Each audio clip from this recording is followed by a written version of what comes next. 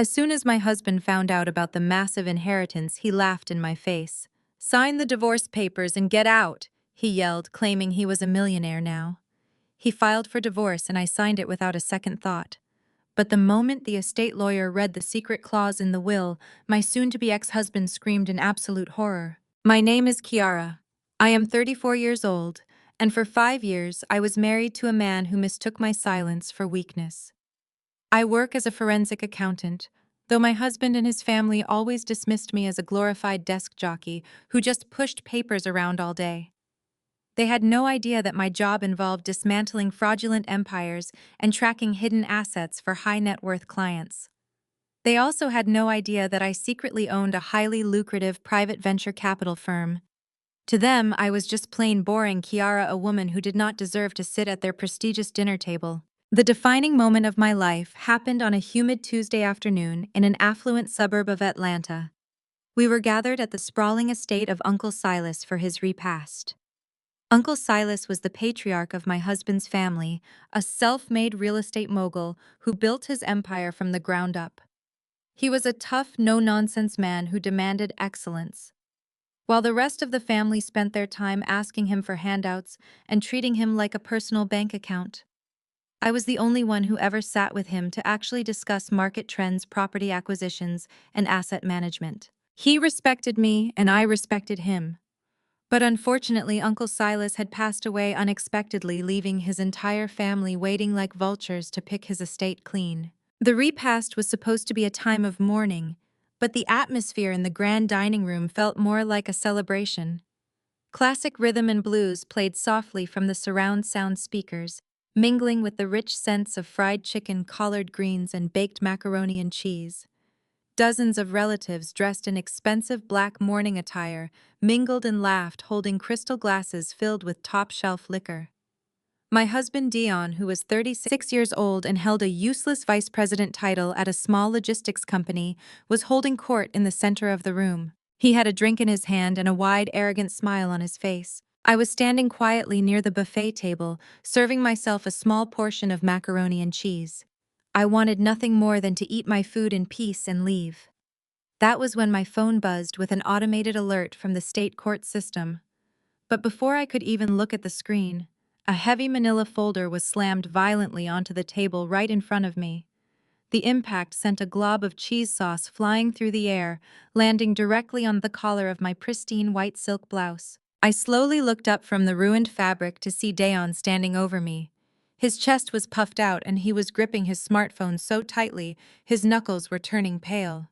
He had just received an email from the estate executors, and the sheer greed radiating from his eyes was blinding. "Sign the divorce papers." "Kiara," he announced, his voice booming loud enough to bring the entire room to a dead halt. The music seemed to fade away, as every single relative turned to stare at us. Dayon did not care about the audience. In fact, he reveled in it. "I am done carrying dead weight. I just got the official confirmation from the estate. I am the sole heir to $15 million and the controlling shares of Uncle Silas's company. I am a multi-millionaire now." I stood there staring at the folder resting against my plate. I did not cry. I did not scream. I calmly picked up a linen napkin and dabbed the cheese sauce off my blouse. Dion took my silence as submission and continued his public humiliation. "You have been holding me back for years with your boring middle-class mindset," he sneered. "You do not belong in my world. And to be completely honest, I have already moved on. Chloe is pregnant with my son, a real heir to the Silas bloodline.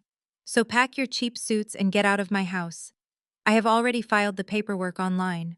All you have to do is sign this physical copy so my lawyer can expedite the process." A collective gasp echoed through the dining room, followed immediately by hushed whispers.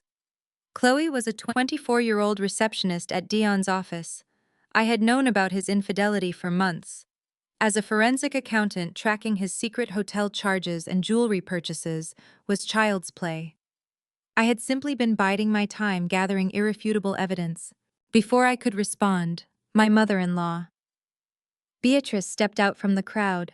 She was 60 years old, draped in excessive black lace, and wearing a string of pearls that she adjusted with a condescending smirk. Beatrice had always despised me. She believed her family was the absolute pinnacle of Atlanta society, and that I was completely beneath them. Finally, Beatrice declared, clapping her hands together in dramatic relief.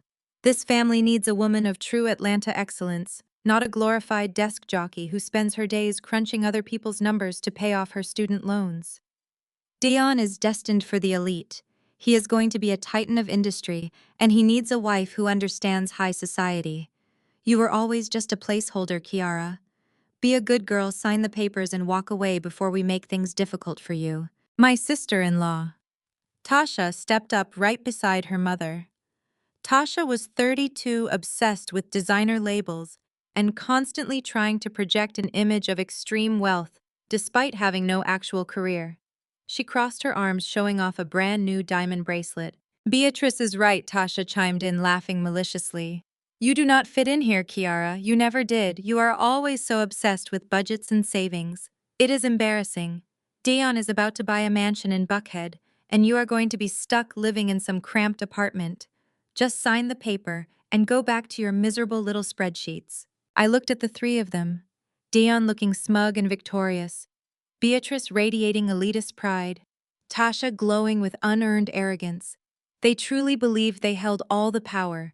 They believed I was trapped, broken, and humiliated.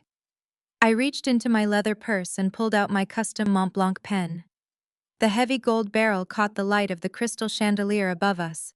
I uncapped the pen with a soft click. You want freedom, Dion? I asked, my voice smooth and perfectly calm. You got it. I flipped the manila folder open, turned directly to the signature page, and signed my name with fluid, elegant strokes. I did not hesitate for a single fraction of a second. I closed the folder and held it out to him. Dion snatched the folder from my hand, a massive grin breaking across his face. He held the papers up like a trophy. I am free, he shouted to the room. I am a millionaire and I am finally free. I turned my attention to my sister-in-law, keeping my posture perfectly straight. Oh, and Tasha, I said, raising my voice just enough so the wealthy church gossips in the front row could hear me clearly. Since you are so concerned about my miserable spreadsheets, I assume you will not need my help anymore. That designer Birkin bag you are holding, you might want to return it. Because I am the one who paid off your secret credit card last month, so the bank would not repossess your husband's leased Lexus. Your cards are cut off as of today. Good luck maintaining your high society image with zero credit. Tasha's jaw dropped. The smug smile vanished from her face, instantly replaced by a deep, flushed humiliation as the relatives around her began whispering furiously. Dion ignored his sister's embarrassment. He was too drunk on his own perceived power. He turned toward the back of the room and gestured wildly. Lawyer Harrison, get up here. Read the will out loud. I want everyone in this room to hear exactly what Uncle Silas left me. I want everyone to know who is running this family now. Lawyer Harrison, an older, distinguished man in a sharp charcoal suit, stepped forward from the shadows of the hallway. He was the primary executor of Uncle Silas's estate. He carried a thick leather-bound portfolio under his arm. He did not look happy. In fact, he looked at Dion with a mixture of profound pity and utter exhaustion. Harrison cleared his throat and pushed his wire-rimmed glasses up the bridge of his nose. He glanced down at the freshly signed divorce papers, tightly gripped in Dion's hand. Dion Harrison began, his voice gravelly and serious. Are you absolutely certain you want to officially execute these divorce papers today? File them right now, Dion barked, waving his hand impatiently. I want her completely gone. I do not want her having access to a single dime of my new fortune. I checked my watch and smiled. Actually, I already had my assistant file my counter-signature electronically exactly 3 minutes ago, I stated calmly. It is in the state court system. It is legally binding and irreversible as of right now. Lawyer Harrison let out a long, heavy sigh. He opened the leather portfolio, turned to the 4th page of the official will, and looked directly into Dion's eyes. Very well, Harrison said, his voice projecting clearly across the dead silent dining room. I will read Clause 7 of the last will and testament of Silas Montgomery. Dion puffed his chest out, ready to receive his crown. Harrison began to read. The sum of $15 million in liquid assets, along with the controlling shares of Silas Enterprises, shall be transferred to my nephew Dion Montgomery on one strict condition. He must remain legally and faithfully married to his wife Kiara. The color immediately drained from Dion's face. Harrison continued reading, enunciating every single word. In the event that Dion initiates a divorce filing, or in the event of proven infidelity on his part, his entire inheritance is immediately revoked. He shall receive absolutely nothing. The heavy, suffocating silence in the room was shattered by the sound of Dion dropping the manila folder onto the hardwood floor. He let out a breathless, horrifying scream. Dion snatched the folder from my hand, a massive, victorious grin breaking across his face. He held the papers up high like a championship trophy for the whole room to see. "I am free," he shouted to the room, his voice echoing off the high ceilings and vibrating through the floorboards. "I am a millionaire and I am finally free." His declaration was met with roaring applause from his side of the family. His mother Beatrice clapped her hands together, tears of absolute joy streaming down her perfectly powdered cheeks. She rushed forward and wrapped her arms around her son, burying her face in his expensive suit jacket. "We finally did it, Dion," she praised him loudly, making sure everyone in the grand dining room heard her. "You are finally rid of that miserable woman. Now our family can take its rightful place at the very top of Atlanta society. You are going to be a titan, my boy, a true king." Tasha, my sister-in-law, was practically vibrating with excitement. She had already pulled out her smartphone and was scrolling through luxury real estate listings. "Dion, you have to buy that 8-bedroom estate in Buckhead." Tasha squealed, her eyes wide with unearned greed. "The one with the indoor pool and the tennis courts. Oh, and you promised you would pay off my Mercedes lease. Remember, I need a new wardrobe for the country club immediately. We are rich now. We are practically royalty." I stood quietly by the buffet table, completely ignored by the celebrating masses. I did not move a single muscle. I just watched them. As a forensic accountant, I had spent my entire professional career analyzing human greed. I had watched wealthy corporate executives crumble under federal indictments, and I had seen corrupt politicians weep when confronted with their own bank statements. But watching my soon-to-be ex-husband celebrate a fortune he was about to lose was by far the most satisfying moment of my life. Dion broke away from his mother's embrace and turned his attention to the heavy oak doors at the end of the dining room. He raised his hand and snapped his fingers aggressively, signaling for the estate executor. "Lawyer Harrison, get out here right now." Dion barked, his voice dripping with newfound entitlement. "Bring the official documents. I want you to read the will out loud in front of everyone. I want my entire family to hear exactly what Uncle Silas left me. Let them all witness my ascension." The heavy oak doors slowly pushed open. Lawyer Harrison stepped into the room. He was a distinguished older gentleman in a sharp charcoal suit, carrying a thick leather-bound portfolio under his arm. Harrison had been Uncle Silas's personal attorney and closest confidant for over 30 years. He was a man of immense integrity and zero patience for foolishness. He walked into the dining room with slow, deliberate steps. He did not look happy. In fact, he looked at Dion with a mixture of profound pity and utter exhaustion.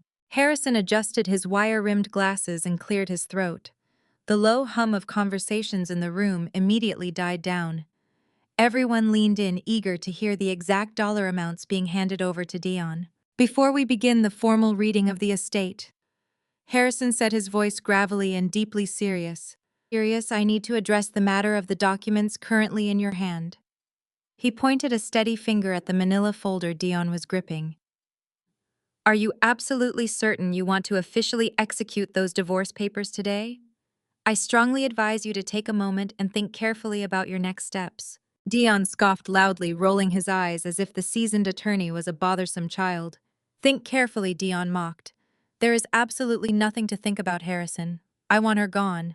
I want this boring middle-class deadweight out of my life permanently. She has been holding me back for 5 years. Now that I am the sole heir to Uncle Silas's $15 million fortune, I am cutting all ties. File them right now." Lawyer Harrison did not flinch. He looked at Dion with a gaze so cold it could have frozen water. I am required by law and by my loyalty to your late uncle to give you one final opportunity to reconsider your actions. Harrison warned, his tone dropping an octave. Once these papers are processed, the legal ramifications regarding your inheritance will be swift and irreversible. Do you understand what I am saying to you, Dion? Beatrice stepped forward, waving her hand dismissively at the lawyer. Oh, stop being so dramatic, Harrison, she snapped. My son knows exactly what he is doing. He is securing his future. Kiara has always been a terrible fit for this family. She brings nothing to the table. She has no connections, no pedigree, and no vision. Dayon is protecting his new assets from a woman who only wants to drag him down. Go ahead and file the papers, Dion. Do not let this old man stall you. Dion nodded emphatically, feeding off his mother's toxic encouragement. You heard her, Harrison, Dion commanded, stepping forward and shoving the signed divorce papers directly into the lawyer's chest. File them immediately. I want the courts to process this today. I want her out of my house, out of my family, and out of my tax bracket. I reached up and casually tapped the glass face of my wristwatch. The soft clinking sound drew the room's attention back to me. You do not need to worry about filing those physical papers, Harrison, I said, my voice cutting through the thick, humid air of the room like a perfectly sharpened blade. I already had my lead assistant file my countersignature electronically. It went through the state court system exactly 3 minutes ago. The digital stamp has been verified and processed by the clerk's office. The divorce is officially on the record. It is legally binding, entirely documented, and completely irreversible. Dion threw his head back and laughed, a cruel echoing sound that filled the massive estate. Good, he shouted, clapping his hands together. That saves me the lawyer fees. You finally did something efficient for once in your life, Kiara. Now pack your bags and call a taxi. You are trespassing on my property. I did not break eye contact with him. I simply smiled, crossing my arms over my ruined silk blouse. Read the will, Harrison, I instructed softly. Let the man hear what he won. Lawyer Harrison let out a long, heavy sigh that seemed to carry the weight of 1,000 disappointments. He opened his thick leather portfolio and carefully turned the crisp, heavy parchment pages until he reached the very middle of the document. The room was so quiet, you could hear the ice melting in the crystal glasses. Tasha leaned forward on her toes, practically salivating at the thought of the money. Beatrice clutched her pearls, her chin raised high in absolute triumph. I shall now read Clause 7 of the last will and testament of Silas Montgomery, Harrison announced. His voice was steady and unrelenting. It resonated with the authority of the grave. The sum of $15 million in liquid assets, along with the controlling shares of Silas Enterprises, the commercial real estate portfolio, and the primary residential estate, shall be transferred to my nephew, Dion Montgomery, Harrison read, pausing for a fraction of a second. Dion pumped his fist in the air, mouthing the words, 15 million to his mother, who was already crying tears of joy again. On one strict, non-negotiable condition, Harrison continued, raising his voice to overpower Dion's premature celebration. Dion froze. His fist slowly lowered. The triumphant smile on his face twitched. Condition, he asked, his voice suddenly sounding very small. What condition? Uncle Silas never mentioned a condition to me. Harrison did not look up from the page. He must remain legally, faithfully, and actively married to his current wife, Kiara. The entire dining room gasped in unison. Beatrice's jaw dropped open. Tasha let out a sharp, confused squeak. Dion stood paralyzed, his eyes wide and unblinking as the words slowly processed in his arrogant brain. I wrote this specific clause because Kiara is the only person in this family with the financial intelligence, the moral integrity, and the strength of character required to manage my legacy. Harrison read, quoting Uncle Silas's exact words directly from the will. Dayon is easily manipulated, prone to terrible financial decisions, and lacks the discipline to lead. He will only receive this inheritance if he remains guided and grounded by Kiara's counsel as her loyal husband. Dion's chest began to heave. He took a stumbling step backward, shaking his head in denial. No, he whispered. No, that cannot be right. Read it again. You are reading it wrong, Harrison. I am reading it exactly as your uncle dictated it in my office 6 months ago, Harrison replied coldly. But I am not finished. The lawyer adjusted his glasses and looked directly at Dayon. In the event of a divorce filing initiated by either party, or in the event of proven infidelity. On Dion's part, his status as the primary beneficiary is immediately revoked in its entirety. He shall be stripped of all financial claims, all property rights, and all corporate titles associated with Silas Enterprises. He shall receive absolutely nothing. The thick, suffocating silence in the room was shattered by the sound of Dion's heavy breathing. His dark eyes darted frantically between the lawyer, the divorce papers, and me. The triumphant, arrogant smile that had plastered his face just moments ago melted away, replaced by an expression of sheer, unadulterated horror. His skin turned an ashen shade of gray. The reality of his colossal mistake was crashing down on him with the force of a falling building. He had just bragged about his pregnant mistress in front of the entire family. He had just demanded a divorce. And I had just filed the legally binding paperwork 3 minutes ago. He had literally handed away $15 million because his ego was too large and his brain was too small. But I didn't know. Dion stammered, his voice cracking, panic bleeding into his tone. I didn't know about the clause. You cannot do this. I am his nephew. I carry the family name. I am the bloodline. The law does not care about your bloodline, Dion Harrison stated bluntly, snapping the leather portfolio shut. The law cares about the written parameters of the trust. By openly declaring your infidelity with this Chloe woman today, and by confirming the electronic filing of your divorce papers, you have explicitly violated the core stipulations of Clause 7. You have defaulted on the inheritance. Beatrice rushed forward, grabbing the lawyer's arm, her perfectly manicured nails digging into his suit jacket. You have to fix this, Harrison, she shrieked, her earlier composure completely destroyed. You have to tear up those divorce papers, pretend this never happened. Dion was just angry. He didn't mean it. Kiara, tell him to cancel the filing. Cancel it right now. You owe this family. I looked at my mother-in-law, feeling a cold, satisfying smile spread across my face. I do not owe you anything, Beatrice. I warned you all that actions have consequences. You wanted a woman of true Atlanta excellence for your son. You wanted him to be free of his boring desk jockey wife. Well, congratulations are in order. Dion is officially free, and he is also completely undeniably broke. The wealthy church gossips in the front row, who had just been nodding along with Beatrice's insults, were now whispering furiously behind their hands. The scandal was too delicious for them to ignore. They watched eagerly as the golden child of the Montgomery family realized he had just thrown away generational wealth for a 24-year-old receptionist. Dion fell to his knees. The sharp thud of his kneecaps hitting the polished hardwood floor echoed through the room. He reached out, trying to grab the edge of the dining table to steady himself, knocking over a crystal glass in the process. The expensive liquor spilled across the table, dripping onto the floor right next to his designer shoes. Please, Kiara. He begged, his voice trembling with desperation, completely abandoning his previous arrogance. Please, you have to stop this. You know I did not mean what I said.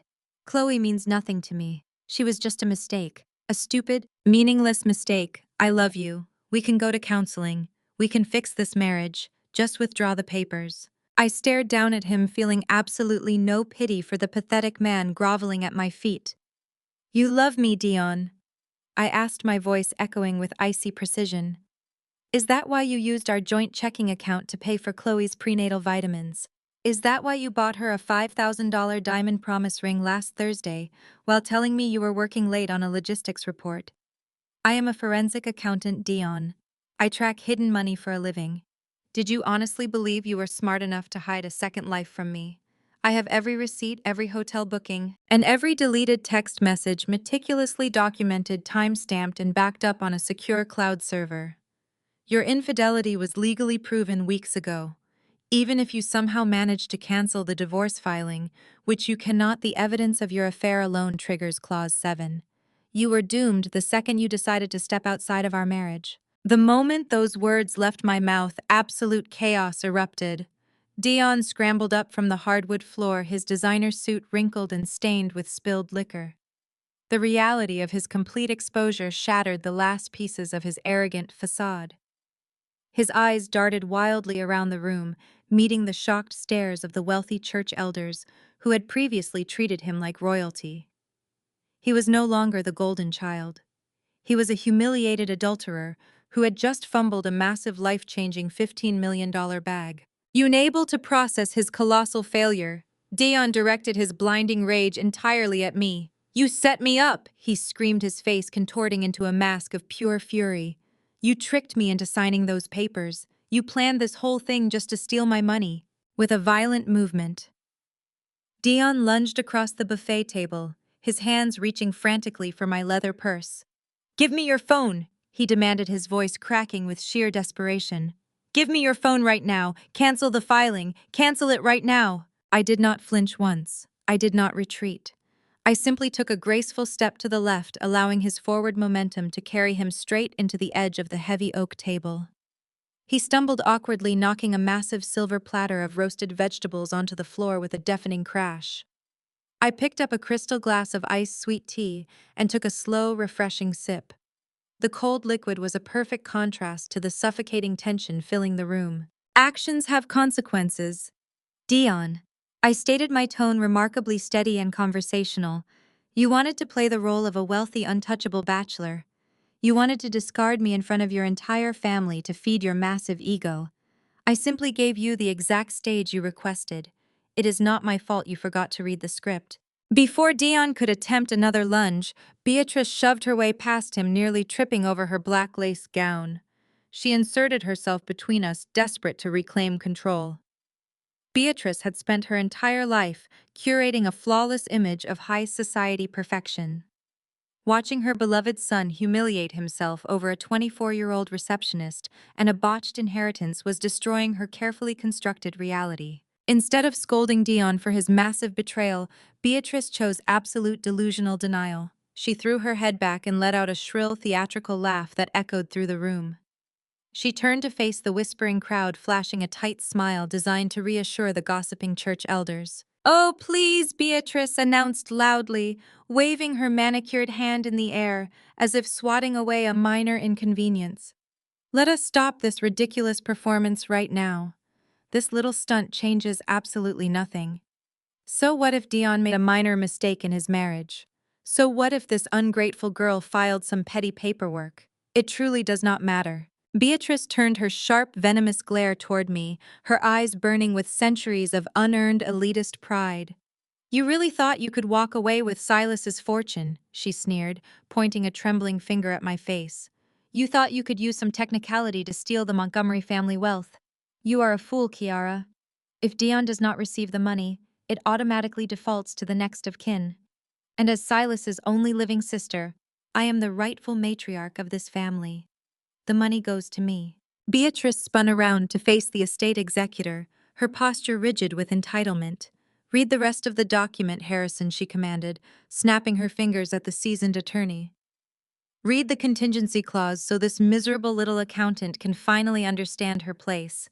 Tell her that the $15 million and the controlling shares belong to me." Lawyer Harrison did not look intimidated by Beatrice's shrill demands.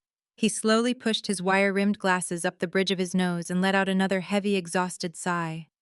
He looked at Beatrice with an expression of profound, unfiltered pity. "Beatrice, I strongly advise you to compose yourself," Harrison warned gently, his gravelly voice cutting through her delusional rant. "Silas was a meticulous businessman. He did not leave his legacy to chance, and he certainly did not leave it to default bloodlines. He crafted this trust with absolute precision to protect his life's work from financial incompetence." Harrison opened the thick leather portfolio once again, flipping past the signature pages until he reached the final addendum of Clause 7. The dining room fell completely silent once more.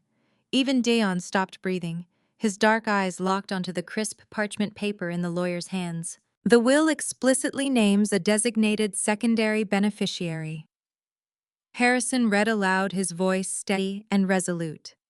"In the event that my nephew Dion Montgomery defaults on the stipulations of his inheritance, either through divorce or proven infidelity, 100% of the liquid assets, the commercial real estate portfolio, and the controlling shares of Silas Enterprises shall not pass to any other blood relative." Beatrice gasped, her hands flying up to clutch her string of pearls.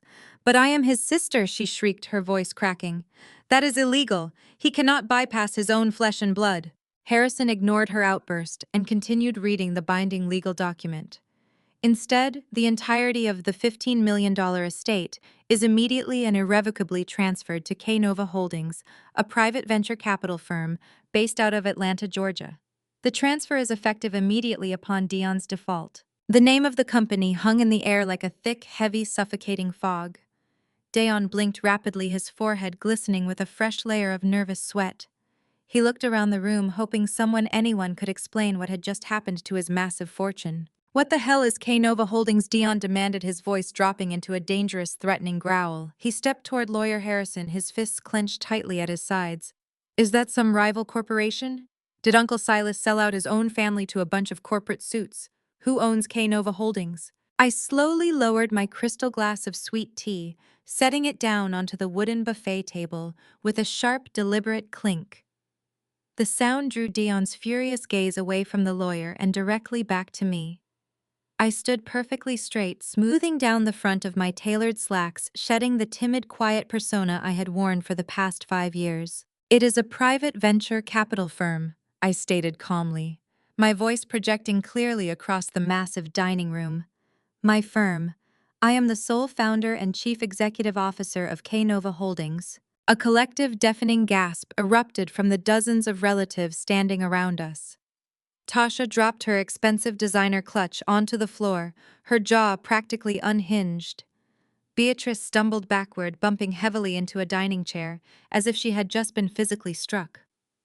Dion just stared at me, his eyes wide and vacant, completely unable to process the magnitude of the words I had just spoken. "You," Dion whispered, his voice trembling with a mixture of shock and sheer disbelief. "You are an auditor. You check spreadsheets for a mid-level accounting firm. You do not own a venture capital firm. You do not have that kind of money." I smiled, a genuine, powerful smile that radiated complete authority. "You never actually paid attention to what I did for a living, Dion. You and your elitist family were too busy mocking my modest wardrobe and my quiet demeanor to ever ask about my actual client list. I am a forensic accountant and a private investor. For the last 4 years, I have been the shadow consultant, evaluating Uncle Silas's entire corporate portfolio." I took a slow, confident step toward my soon-to-be ex-husband, enjoying the way he instinctively shrank back from my presence. "Silas knew your mother was draining the family accounts to fund her country club lifestyle. He knew your sister Tasha was drowning in secret credit card debt.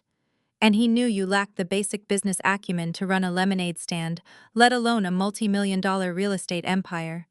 He trusted me to audit his businesses, and he trusted me to protect his legacy from your boundless greed. We spent months secretly drafting this exact contingency plan in Harrison's office." Dion shook his head violently, refusing to accept his crushing defeat. "You manipulated him," Dion accused, pointing a shaking finger at my face. "You brainwashed a dying old man to steal my birthright.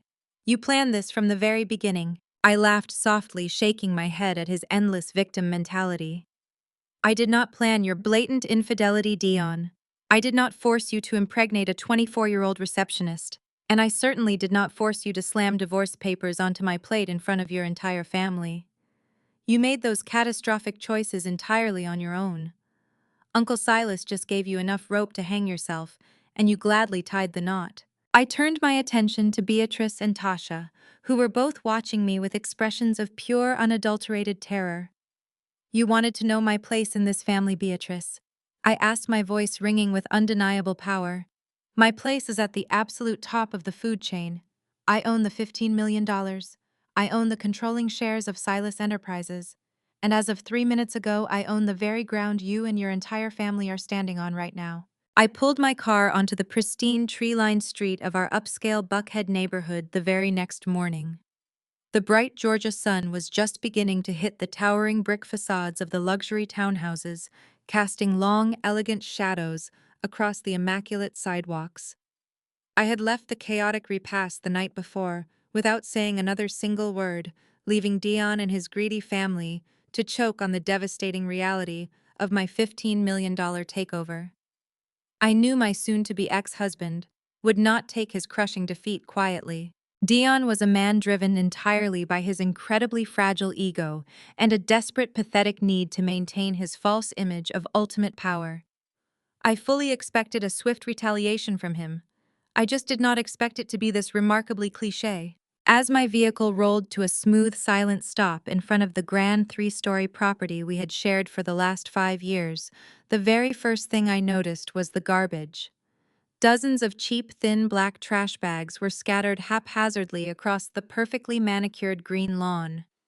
Some of the flimsy plastic bags had torn completely open upon impact, spilling my custom-tailored business blazers, my expensive silk blouses, and my designer leather shoes directly into the damp, dew-covered grass. Standing at the absolute top of the grand brick staircase was a hired locksmith. His heavy power drill whined loudly, a grating metallic sound, as he violently bored into the expensive brass hardware of my heavy mahogany front door.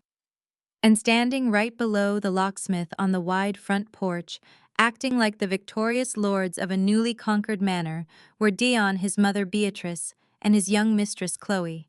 Dion was dressed in his casual designer loungewear, sipping a cup of coffee with an expression of supreme unearned arrogance plastered across his face. Chloe, the 24-year-old receptionist who had helped destroy my marriage, was clinging tightly to Dion's left arm. The sheer audacity of the girl was actually astounding. She was standing on my front porch wearing one of my own expensive imported silk robes, lazily rubbing her slightly rounded, pregnant belly, as if she had already claimed her throne. Beatrice stood on the other side of them, arms crossed tightly over her chest, looking down her sharp nose at my car with an expression of pure elitist triumph. I put my car in park, turned off the engine, and stepped out into the crisp morning air. I smoothed down the front of my sharp navy blue business suit. I did not rush toward the lawn. I did not scramble to pick up my expensive clothes from the wet grass. I simply closed my car door with a solid thud and leaned casually against the polished hood of my vehicle, resting my hands comfortably in my pockets. Dion practically skipped down the front brick steps, unable to contain his arrogant excitement. He stopped right at the edge of the manicured lawn, using the scattered bags of my clothing as a physical barrier between us. He smirked, pointing a dismissive finger at my face. "You might have used your sneaky little accounting tricks to steal my uncle's money," Kiara Dion shouted, making sure his voice carried down the quiet, wealthy street. "But you are absolutely not getting this house. This is my property. Chloe and my son are moving in today. We are starting our real family right here, and you are entirely trespassing. I have already called the cops to have you formally escorted off my property. They are on their way right now." I looked at him, completely unbothered by his loud, aggressive performance. I slowly shifted my gaze to Chloe, who was now leaning over the porch railing, grinning down at me with all the foolish confidence of a young woman who thought she had just secured a lifetime of wealth. "I hope you do not mind, Kiara," Chloe called out, her voice dripping with fake sugary sweetness. "Dion said I could have your old home office for the nursery. It has the best natural light in the whole house. I am going to paint the walls a nice baby blue. And thank you for leaving this silk robe behind. It is incredibly comfortable." I let out a soft, genuine laugh. The irony of a receptionist wearing my discarded clothes while standing outside a house she could never afford on her own was simply too rich to ignore. "Enjoy the robe, Chloe," I replied smoothly. "It requires dry cleaning only, which might be a bit outside your standard budget very soon." Chloe's fake smile faltered instantly. She gripped the railing tighter, her knuckles turning white. Dion stepped forward, his face flushing with immediate anger at my total lack of intimidation. "Do not speak to the mother of my child that way." Dion barked, trying to puff out his chest and project authority. "You have absolutely no power here anymore, Kiara. You can take your little venture capital firm and shove it. You are standing on my land. I want you to grab your trash bags off my grass and get out of my sight before the police arrive and arrest you in front of the entire neighborhood." Before I could even formulate a response to his hollow threats, Beatrice marched proudly down the brick steps to join her son on the front lawn. She was practically vibrating with toxic vindication. She adjusted her signature pearl necklace and glared at me with absolute contempt. "Did you honestly really think a woman of your incredibly lowly background could outsmart this family?" Beatrice taunted, her voice echoing with decades of classist prejudice. "You are the daughter of public school teachers, Kiara. You come from absolutely nothing. You do not possess the pedigree, the connections, or the ruthless intellect required to survive in our world. You thought you could blindside us at the repast and leave my son with nothing. But you forgot one crucial detail. Dayon paid the down payment on this beautiful house 5 years ago. His name secures this estate. Beatrice took another step forward, kicking one of my silk blouses further into the damp dirt with the pointed toe of her expensive shoe. We are reclaiming our elite status today, she continued, completely drunk on her own delusional narrative. My son is a brilliant businessman. Kicking you out onto the street and securing a proper home for his new heir is just the first step in his massive comeback. When the police arrive, I am going to personally ensure they put you in handcuffs for trespassing and harassing my family. I looked down at the silk blouse Beatrice had just kicked into the mud. I felt absolutely no attachment to it. It was just fabric. It was just an object. My true power lay in the undisputed facts, the verified financial records, and the undeniable truth hidden inside my leather briefcase. Dion crossed his arms, matching his mother's confident posture. You hear that, Kiara? The locksmith is almost finished changing every single deadbolt on those doors. Your keys are completely useless now. You have exactly zero access to this property. You are locked out of my life, locked out of my house, and locked out of my future. I suggest you start picking up your pathetic little wardrobe before the authorities drag you away. I did not move a single inch. I simply leaned back against my car, crossing my ankles in a relaxed, comfortable stance. I raised my left hand and casually inspected my flawless, freshly painted manicure. I let the silence stretch out between us, forcing them to sit in the awkward, heavy tension of my complete and utter calm.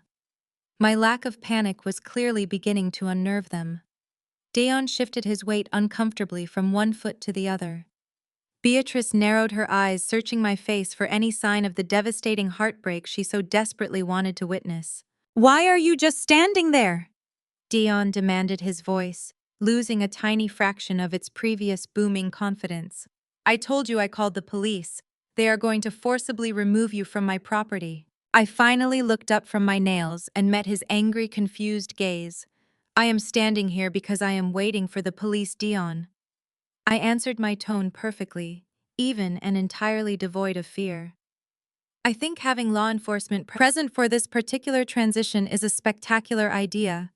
In fact, I am incredibly grateful you took the initiative to call them yourself. It saves me the trouble of dialing dispatch." Dion frowned deeply, exchanging a quick, uncertain glance with his mother. Beatrice immediately scoffed, waving her hand to dismiss his sudden hesitation. "She is just bluffing," Beatrice reassured him loudly. "She is trying to save face because she knows she is absolutely lost. Do not let her play these pathetic little psychological mind games with you. She is homeless, jobless, and completely humiliated. Just ignore her until the patrol cars arrive." Chloe called out from the porch again, trying to regain her footing in the verbal battle. "You should probably start packing your bags into your trunk, Kiara. The grass is getting them all wet. It is honestly just sad to watch you stand there acting like you still own the place." I smiled up at the young, naive girl wearing my stolen robe. "Oh, Chloe," I replied softly, my voice carrying a sharp, dangerous edge.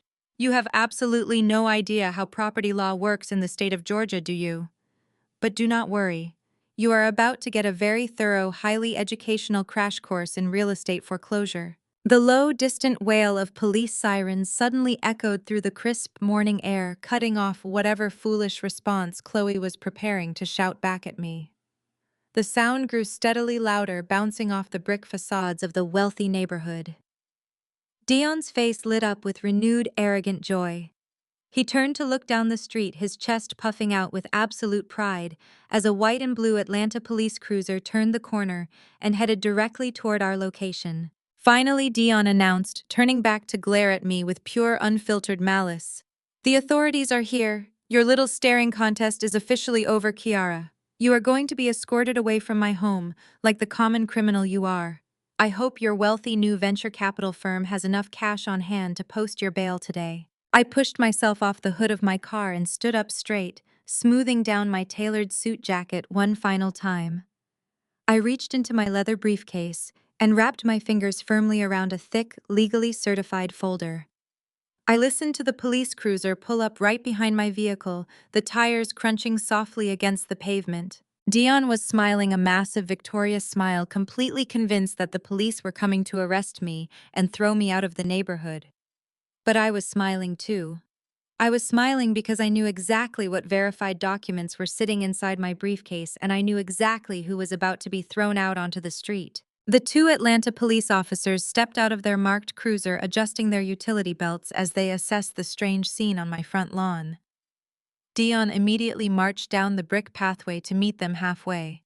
He completely ignored the scattered trash bags containing my expensive clothes, walking right over a silk blouse to greet the authorities. He puffed out his chest, adjusting the lapels of his expensive designer lounge jacket, effortlessly slipping into the role of the aggrieved, wealthy homeowner who was simply trying to protect his pregnant new girlfriend and his elderly mother from a crazy, bitter ex-wife. "Officers! Thank goodness you arrived so quickly," Dayon announced, his voice dripping with fabricated exhaustion and false authority. "I am the owner of this property. That woman leaning against the car is my highly unstable ex-wife. I just divorced her yesterday because of her erratic behavior, and now she is refusing to leave my property. We are in the middle of changing the locks for our own safety, and she is openly trespassing. I need her removed from my land immediately in handcuffs if necessary." Beatrice, never one to miss an opportunity for public theatrics, hurried down the steps right behind him. She clutched her signature pearl necklace and put on her best performance of a terrified high society matriarch. She pointed a trembling manicured finger in my direction. "Officers, please listen to my son," Beatrice pleaded, pitching her voice loud enough for the nosy neighbors peeking through their blinds to hear every single word. "This woman is completely unhinged. She lost her mind when my son finally decided to upgrade his life. We are genuinely fearing for our physical safety. Look at her standing there with that threatening briefcase. You need to drag her away before she does something violent to my pregnant future daughter-in-law." Chloe remained safely up on the porch, wrapping my silk robe tightly around her waist, playing the part of the fragile, innocent victim. The locksmith paused his heavy power drill, clearly uncomfortable with the escalating domestic dispute happening right in front of him. The older of the two police officers, a tall, stern-looking man, held up his hand to stop the barrage of dramatic accusations. He looked from Dion's smug face to Beatrice's fake tears, and finally turned his sharp gaze toward me. I was still leaning casually against the polished hood of my car, my ankles crossed, my expression completely serene. I did not look like an unhinged, violent trespasser. I looked like a woman who was perfectly in control of her environment. "All right, let us all take a deep breath and calm down," the older officer instructed, his voice carrying the heavy weight of absolute authority. "We respond to domestic disputes like this every single day. Before anyone gets escorted anywhere, I need to see some formal identification and proof of residence from both parties. Sir, you claim you are the sole owner of this property." Dion stood up incredibly straight, practically vibrating with unearned pride. "Yes, officer, I am the owner," he stated proudly, loudly pronouncing his full name for the entire street to hear. "I am Dion Montgomery. I paid the massive down payment on this luxury townhouse exactly 5 years ago. My name is on the original mortgage and my name secures this estate. This woman has absolutely no legal right to be standing on my grass." The officer nodded slowly, pulling a small notepad from his chest pocket. He turned his attention back to me and began walking toward my car. "Ma'am, I am going to need to see your government-issued identification," he requested politely but firmly. "And if you cannot provide concrete proof that you currently reside at this address, I am going to have to ask you to vacate the premises immediately." I stood up straight, offering the officer a warm, respectful smile. "Of course, officer," I replied smoothly. "I completely understand you are just doing your job. In fact, I am fully prepared to make your job incredibly easy today." I reached into my briefcase and pulled out the thick, legally certified folder I had prepared specifically for this exact moment. I extracted my Georgia driver license and handed it to the officer. As he inspected my identification, I handed him the heavy folder. It contained documents adorned with bright official state seals and verified county stamps. "Officers, please run that specific deed through your county database right now," I instructed, my voice carrying a sharp, undeniable edge of authority that made Dion suddenly shift his weight uncomfortably. "You will find that everything is in perfect order." I slowly turned my body away from the police officers and locked my eyes directly onto my soon-to-be ex-husband. The smug, victorious smile on his face was beginning to crack slowly, replaced by a creeping, chilling sense of confusion. Beatrice stopped her fake crying and narrowed her eyes at me. You paid the massive down payment on this house 5 years ago, Dion. That is a completely accurate statement, I said, projecting my voice so Chloe could hear every single devastating word from the porch. But you conveniently forgot to mention what happened 2 years ago. You forgot to mention that you started taking secret weekend trips to casinos in Atlantic City. You forgot to mention that you were quietly siphoning money directly out of our joint household accounts to fund your pathetic, destructive gambling addiction and to buy cheap designer knockoffs for your various mistresses. Dion's jaw dropped open.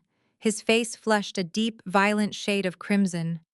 Shut up, he hissed, glancing nervously at Chloe, who had suddenly dropped her fragile victim act and was now gripping the porch railing with wide, terrified eyes.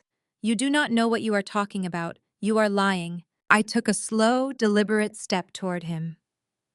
The police officers were currently speaking into their radio, verifying the documents I had handed them, leaving me free to absolutely dismantle Dion's entire reality. I am a forensic accountant, Dion. I reminded him, my tone dripping with icy condescension. I literally track missing funds for a living. Did you honestly think I would not notice when the mortgage payments stopped clearing the bank? You gambled away the monthly payments for 9 consecutive months. The bank was completely done with your excuses. They had filed the paperwork. They were going to foreclose on this property and throw us both out onto the street. You almost left us homeless. Beatrice gasped loudly, her hand flying up to cover her mouth. She turned to stare at her son in absolute horror. Dion, tell me she is lying. Beatrice demanded, her voice shaking. Tell me you did not gamble away the mortgage. Dion could not answer her. He was staring at me, his chest heaving with panicked, shallow breaths. He knew I had him cornered. When the bank initiated the foreclosure process, they bundled the distressed debt to sell it off at a public auction. I continued mercilessly twisting the knife. But it never made it to the auction block. I intercepted the sale. I utilized the massive capital generated by my private venture capital firm, K Nova Holdings, to purchase the distressed debt directly from the primary lender. I paid off the entire remaining balance of this multi-million-dollar house in one single lump sum cash transaction. Chloe let out a sharp, pathetic squeak from the porch. Wait, she stammered, her voice trembling. If you paid it off, then Dion still owns it, right? You were married. I looked up at the young, naive receptionist and offered her a smile devoid of any warmth. Oh, Chloe, I said softly. I told you that you were about to receive a highly educational crash course in real estate law.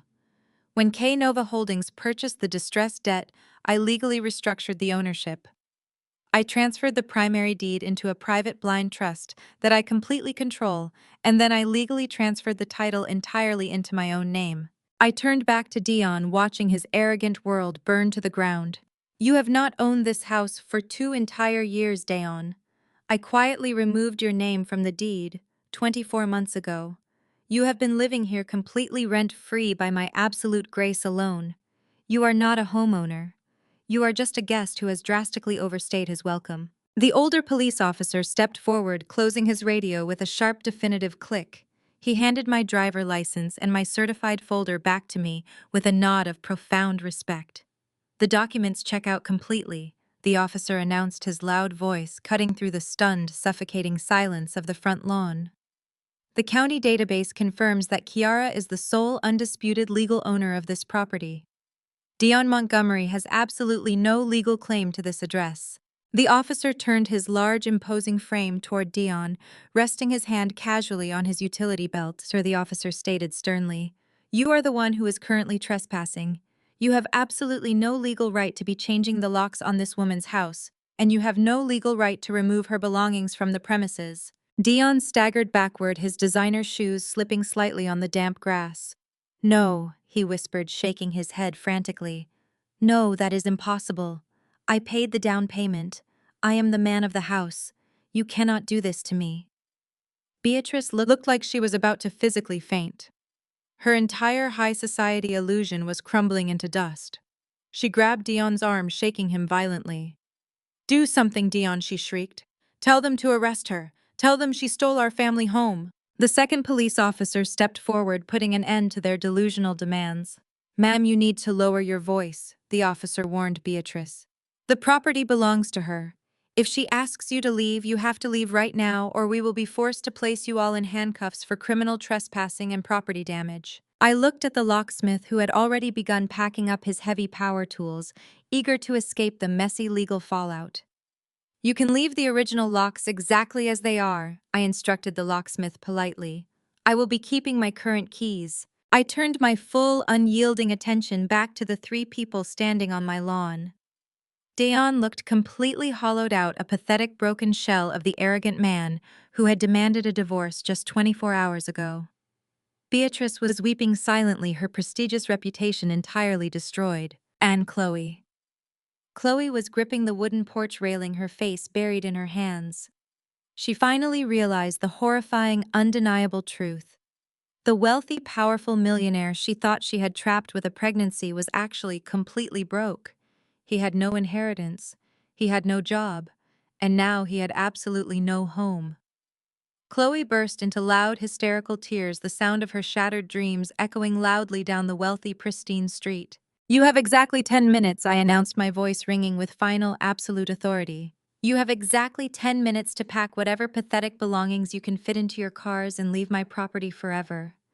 If you are still standing on my grass when the clock runs out, I will have the officers drag you away in handcuffs. Your time starts right now. Get out of my sight."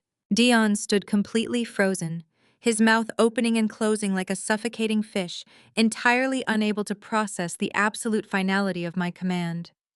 Beatrice let out a loud, dramatic wail, clutching her chest, as she finally realized her luxurious, unearned lifestyle was going up in flames. Chloe continued to sob uncontrollably on the porch, her hands trembling as she clutched the railing, the harsh reality of her terrible life choices crashing down upon her. The two police officers simply crossed their arms, standing their ground. Before Dion could even attempt to formulate another pathetic excuse, the sharp, deafening sound of screeching tires violently shattered the tense morning silence. A brand new matte black Mercedes-Benz G-Class SUV came hurtling around the corner of the pristine suburban street. The heavy, expensive vehicle swerved aggressively toward my driveway, the massive tires biting harshly into the pavement. The driver slammed on the brakes, bringing the luxury SUV to an abrupt, dramatic halt right behind the parked police cruiser. The driver's side door flew open, and my sister-in-law, Tasha, stepped out onto the asphalt. She was practically vibrating with toxic, unearned arrogance. Tasha was dripping head to toe in flashy designer labels. She wore a pair of oversized dark Chanel sunglasses, a glaringly expensive Gucci silk blouse, and towering Christian Louboutin heels that clicked sharply against the pavement. She slammed the heavy door of the G-Class shut and marched straight toward my front lawn, her eyes locked onto me with pure, unfiltered malice. She had clearly received a frantic text message from Beatrice and had rushed over, fully prepared to defend her brother and her mother. Tasha did not care that two armed police officers were standing right there. She did not care that her brother was looking completely defeated. She only cared about protecting her fragile, fabricated image of absolute superiority. "You manipulative witch!" Tasha shrieked, pointing a long, perfectly manicured finger directly at my face. Her voice echoed down the quiet street, drawing even more attention from the nosy neighbors who were already watching the spectacle. "You honestly think because you used some dirty, underhanded accounting trick to steal a house that you are somehow better than us? You are nothing, Kiara. You are absolute trash." Tasha marched up the brick pathway, her designer heels sinking slightly into the damp grass, completely ignoring the scattered trash bags containing my clothes. She positioned herself right next to her trembling mother, throwing her shoulders back as if she were a queen defending her royal castle. "You picked the wrong family to mess with." Tasha continued, her tone dripping with toxic, elitist venom. "I represent the absolute pinnacle of Atlanta high society. I sit on the boards of the most exclusive charities. I dine with the most powerful people in this state. I know everyone who matters, and I swear to you right now, I will have you completely blacklisted from every single country club, every single networking event, and every single business circle in this entire city. You will never work in Atlanta again. I will make sure you are entirely ruined." I stood there, leaning casually against the polished hood of my car, watching her unhinged, dramatic performance. I did not yell back. I did not raise my voice. I did not give her the satisfaction of a heated emotional argument. I simply reached into my leather briefcase and pulled out my sleek silver iPad. I unlocked the screen with a soft tap and opened a highly secured financial application. I looked up at Tasha, offering her a cold, calculated smile that made her aggressive rant falter for a fraction of a second. Tasha, the only thing you represent is a walking credit liability, I stated smoothly. My voice was quiet, but it carried a sharp, undeniable edge of absolute authority that commanded the entire lawn. Tasha scoffed loudly, tossing her expensive hair over her shoulder. You are just jealous of my life, she spat back, though her eyes darted nervously toward the iPad in my hands. You have always been jealous of my fashion, my cars, and my connections. I tapped the screen of my iPad, pulling up a highly detailed, deeply hidden spreadsheet. I am a forensic accountant, Tasha. I reminded her, my tone devoid of any warmth. Tracking money is my entire profession. Did you really think you were smart enough to hide your fraudulent financial habits from me? Did you honestly believe I would not notice when you started siphoning funds to maintain your pathetic fake socialite image? Tasha's face suddenly lost a significant amount of color. She took a tiny, involuntary step backward. What are you talking about? She demanded, her voice losing its aggressive volume. I turned the iPad screen slightly so she could see the endless rows of bright red numbers and highlighted transaction records. For the last 14 months, you have been secretly using a set of corporate business credit cards to fund your ridiculous high society lifestyle.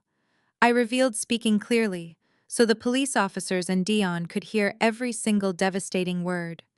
Cards that were originally issued under a subsidiary shell company managed by my firm. You somehow intercepted the mail, activated the cards, and decided to treat them like your own personal piggy bank. Beatrice gasped, turning to look at her daughter in absolute horror. Tasha, tell me she is lying. Beatrice pleaded, her perfect world crumbling even further. Tell me you did not steal credit cards. Tasha could not answer. Her mouth opened and closed, but no sound came out. The arrogant, untouchable socialite was completely paralyzed by her sudden, brutal exposure. You used my business accounts to buy that Gucci blouse you are wearing right now. I continued reading effortlessly from the glowing screen. You used them to pay for your exclusive country club membership dues. You used them to buy thousands of dollars worth of champagne at Phipps Plaza just last week to impress women who do not even actually like you. You have racked up over $80,000 in fraudulent charges, Tasha. You are not a wealthy socialite. You are a common thief wearing stolen couture. Tasha began to shake. Her manicured hands trembled uncontrollably. You cannot prove that, she whispered desperately, glancing at the two police officers who were now watching her with extreme professional interest. It is a misunderstanding. It is a clerical error. It is documented fraud, I corrected her sharply. But do not worry, Tasha. I am an incredibly efficient problem solver. I am fixing the clerical error right now. With one single deliberate tap of my index finger on the glowing screen of my iPad, I initiated a complete, irreversible financial lockdown. I just permanently canceled every single one of those business credit cards, I announced, turning off the screen and sliding the iPad back into my briefcase. Your endless shopping spree is officially over. The accounts are frozen, the fraud department has been automatically notified, and your completely fake lifestyle is entirely dead. Tasha let out a loud, dramatic wail. She clutched her head, her oversized sunglasses slipping down the bridge of her nose. You cannot do this to me, she shrieked, her carefully constructed image shattering into a million pathetic pieces. I have luncheons to attend. I have gala tickets to buy. You are ruining my life. I simply checked my watch, entirely unmoved by her pathetic, self-centered tears. Your life was already ruined, Tasha. You were just living on borrowed time and stolen money. Speaking of borrowed time, you might want to turn around. Tasha froze. Dion and Beatrice slowly turned their heads to look down the street. The deep, heavy mechanical rumble of a massive diesel engine echoed through the quiet suburban neighborhood. A large, heavy-duty repossession tow truck was rolling slowly down the pristine street, its amber lights flashing brightly in the Georgia morning sun. The truck pulled up right alongside Tasha's brand new matte black Mercedes-Benz G-Class SUV. No, Tasha screamed, her voice cracking with absolute raw panic. She abandoned her family on the lawn and sprinted down the brick pathway as fast as her expensive designer heels would carry her. No, stop. What are you doing? Get away from my car. That is my vehicle. The tow truck driver, a large burly man wearing a stained canvas jacket, did not even bother to look at her. He expertly backed the heavy truck up to the front bumper of the luxury SUV. He hopped out of the cab, pulled a heavy steel lever, and the mechanical lift immediately began dropping down toward the tires of the Mercedes. I called them exactly 1 hour ago. I projected my voice so Tasha could hear me over the loud grinding gears of the tow truck. I knew you would come rushing over here the second Beatrice texted you. I also knew that you are exactly 4 months behind on your exorbitant lease payments. The dealership has been looking for that specific vehicle for weeks. I simply provided them with the exact GPS coordinates of your location. You are very welcome. Tasha threw herself against the side of the matte black SUV, frantically pounding her fists against the tinted windows. You cannot take it, she sobbed hysterically, completely losing her mind in the middle of the street. I am a Montgomery.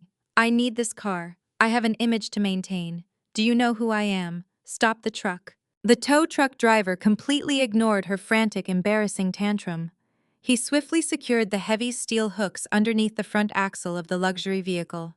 With a loud mechanical whine, the hydraulic lift engaged, hoisting the front tires of the expensive Mercedes high into the air. Tasha stumbled backward, her designer shoes twisting awkwardly on the asphalt. She fell hard onto her knees right in the middle of the street, her expensive silk blouse scraping against the rough pavement. She threw her head back and let out a piercing, agonizing scream of pure defeat.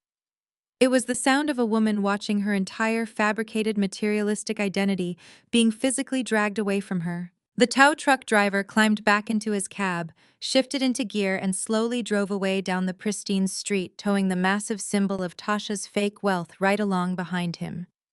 Tasha remained kneeling on the asphalt, weeping uncontrollably, utterly humiliated in front of the police, her family, and the entire neighborhood. I turned my attention back to Dayon and Beatrice, who were watching the scene unfold with expressions of sheer, unadulterated terror. They finally realized that they were not dealing with a quiet, submissive accountant. They were dealing with a woman who held absolute destructive power over their entire lives. You have exactly 4 minutes left, I reminded Dion, my voice slicing through the crisp morning air like a newly sharpened blade. I suggest you start packing those trash bags. Your time is almost up. Dion stood completely frozen on the damp grass. His hands hung limply at his sides, his eyes darting frantically between the two stoic police officers and the scattered garbage bags containing my discarded clothing. Beatrice was still leaning heavily against the wooden porch railing, her face buried in her hands as she wept over the total destruction of her elite social standing. Down the street, Chloe was sobbing on the front steps, mourning the loss of the luxurious lifestyle she thought she had secured. The entire Montgomery family, a clan that had built their whole identity on unearned arrogance and fake wealth, was currently reduced to a spectacular display of absolute public humiliation. I kept my eyes locked on Dayon, waiting for him to finally accept his crushing defeat and pick up a trash bag. But before he could even bend down to gather my ruined silk blouses, a dark, looming figure detached himself from the shadows of the grand mahogany front door. It was Jamal, Tasha's husband.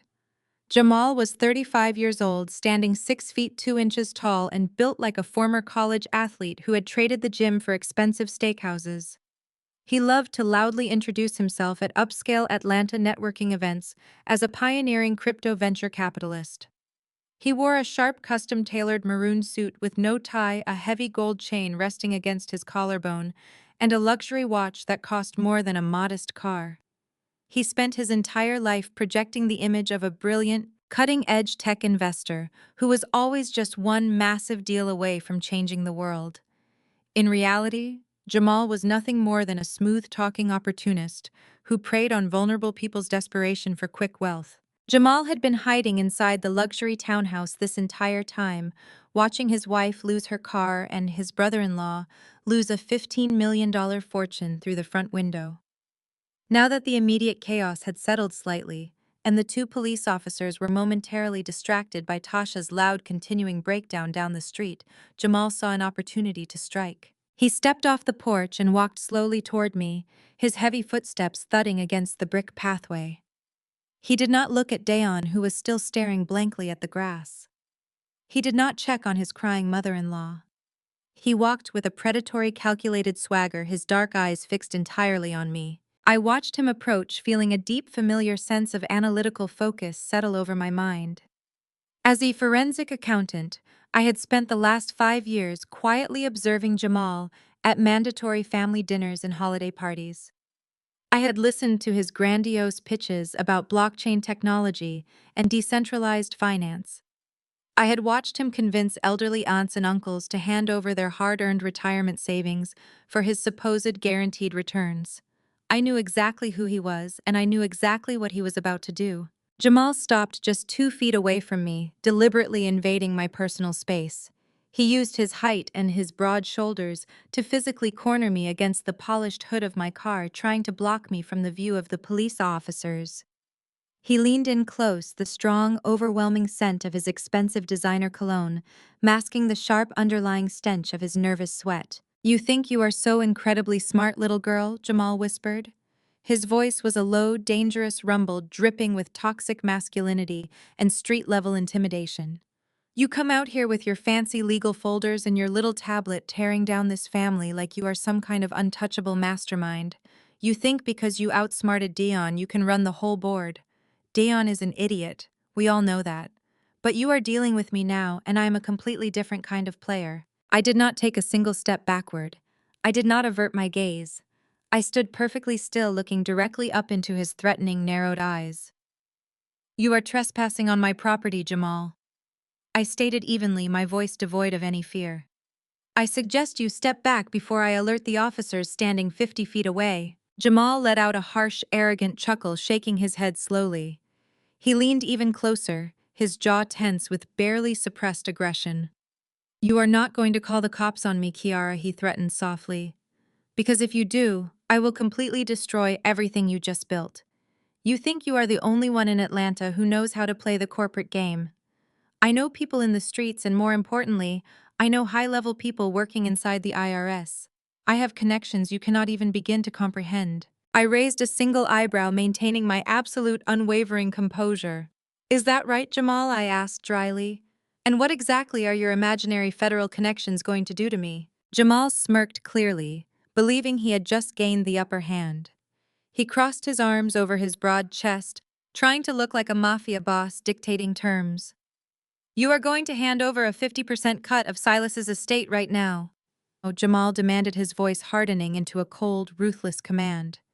"You are going to wire $7.5 million into an offshore account that I control. If you refuse, I will personally fabricate a digital paper trail that proves K-Nova Holdings is nothing but an elaborate money laundering front. I will plant fake transaction records linking your venture capital firm to illegal offshore gambling syndicates. I will have the feds knocking on your door by midnight tonight." He paused, letting his heavy, ridiculous threat hang in the crisp morning air. "You will lose the house, the business, and your freedom," he added maliciously.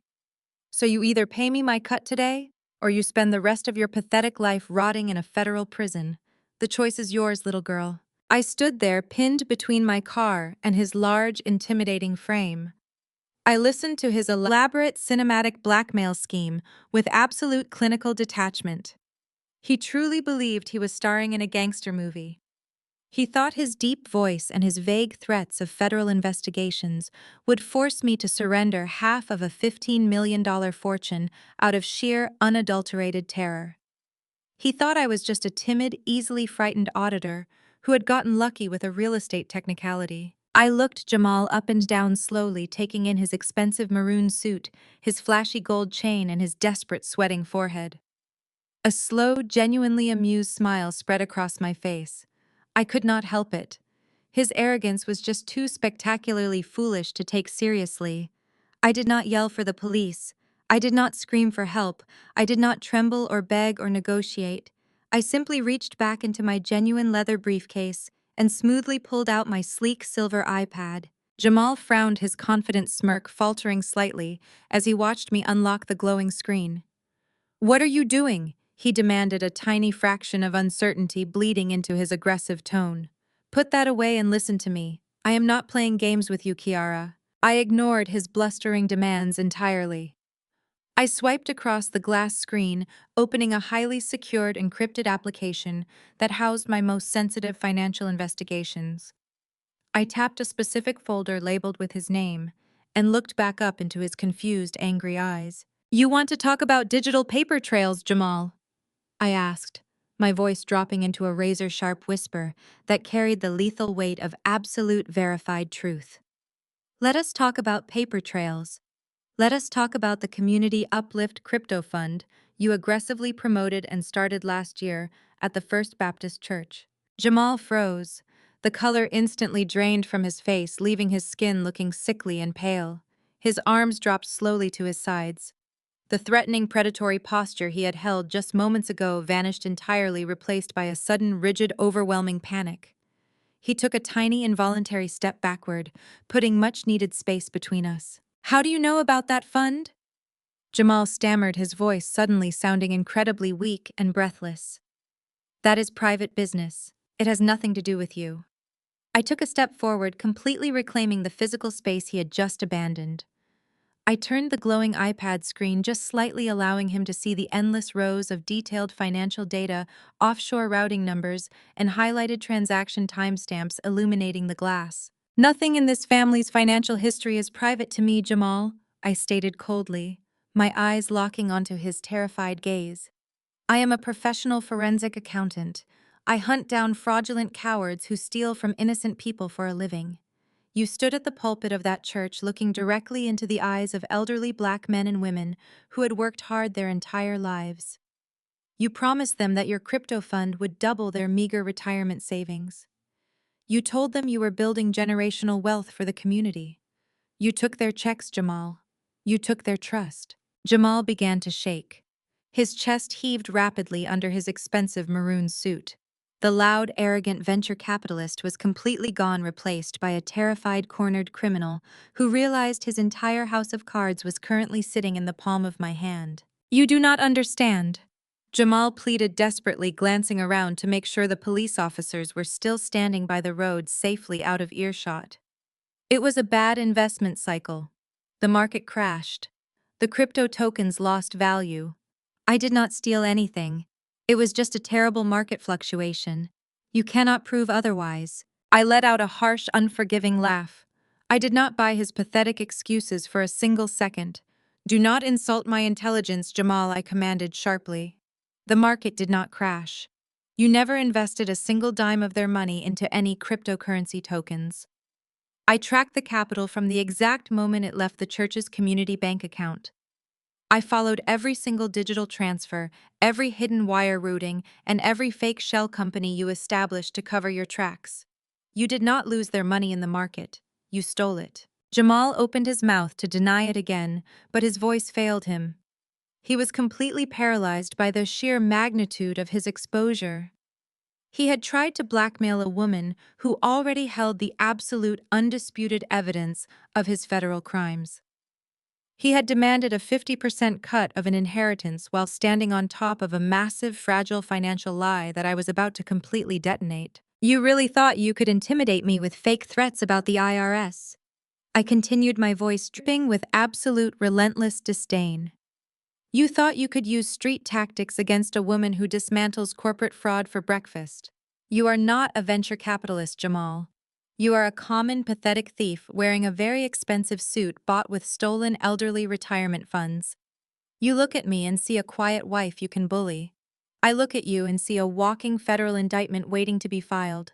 Jamal raised his hands in a placating gesture, his palms facing outward as he continued to back away from me. He was sweating profusely now, the expensive cologne entirely overpowered by the sharp stench of his overwhelming fear. "Kiara, please," he begged, his voice cracking horribly. "Keep your voice down. The cops are right there. We can make a deal. We can work this out privately. I will leave you alone. I will never bother you again. Just close that iPad." I did not close the iPad. Instead, I took another step forward, my eyes blazing with righteous, undeniable fury. We are not making any deals, Jamal. You do not have anything I want, and you do not possess an ounce of leverage. You tried to extort a woman who holds the literal keys to your prison cell. You want to talk about paper trails? I'm going to show you exactly how a real forensic audit destroys a fake businessman. I held the iPad up higher, ready to deliver the final crushing blow to Jamal's fraudulent existence. I was about to show him the exact offshore routing numbers and the detailed audit report that would end his life as a free man. I held the iPad up higher, ready to deliver the final crushing blow to Jamal's fraudulent existence. I was about to show him the exact offshore routing numbers and the detailed audit report that would end his life as a free man. I tapped the screen once more, opening a heavily encrypted file marked with a bright red warning label. Jamal stared at the glowing glass, his eyes wide and unblinking. I swiped down to the very first transaction record. Look closely, Jamal. I instructed, my voice unwavering and completely devoid of mercy. Do you recognize this specific routing number? This is the primary business checking account for the First Baptist Church of Atlanta. This is the exact location where the hard-working middle-class families of this community deposited their hard-earned money. They trusted you. They believed your smooth-talking, charismatic presentation about empowering young Black men and women through innovative financial technology. You stood at that pulpit, wearing a custom-tailored suit just like the one you have on right now, and you promised them generational wealth. You promised them a better future. Jamal swallowed hard. A thick, heavy bead of sweat rolled down the side of his face, soaking immediately into his starched white collar. You do not understand how venture capital works, Kiara. He choked out, his voice barely a weak, raspy whisper. There is always a high level of risk involved in these types of emerging markets. I fully disclosed the risk factors in the investment prospectus. It was just a highly volatile market cycle. The crypto tokens crashed. I let out a sharp, humorless laugh that cut right through his pathetic lies. There was no market cycle, Jamal. There was no overarching investment strategy. You never bought a single cryptocurrency token. You never invested in any decentralized finance projects. From the very second that $250,000 hit your corporate account, you began aggressively siphoning it away. I swiped to the next page on my iPad, bringing up a complex web of highly detailed financial flowcharts. I highlighted a specific transaction path in bright, unmistakable yellow. Here is your volatile market cycle, I said, pointing directly to the illuminated screen. On October 12th, you transferred $50,000 from the Church Scholarship Fund into a fake shell company registered in Delaware. 3 days later, you wired that exact same amount to a hidden offshore bank account in the Cayman Islands. And 24 hours after that, those exact funds were deposited directly into a high-stakes, entirely unregulated sports gambling syndicate based out of Macau. You did not invest their money, Jamal. You gambled it away. Jamal flinched violently, as if I had physically struck him across the face. He looked frantically over his broad shoulder. The 2 Atlanta police officers were still standing near their parked cruiser at the end of the driveway, completely unaware of the massive federal financial crime being exposed just 50 feet away. Keep your voice down.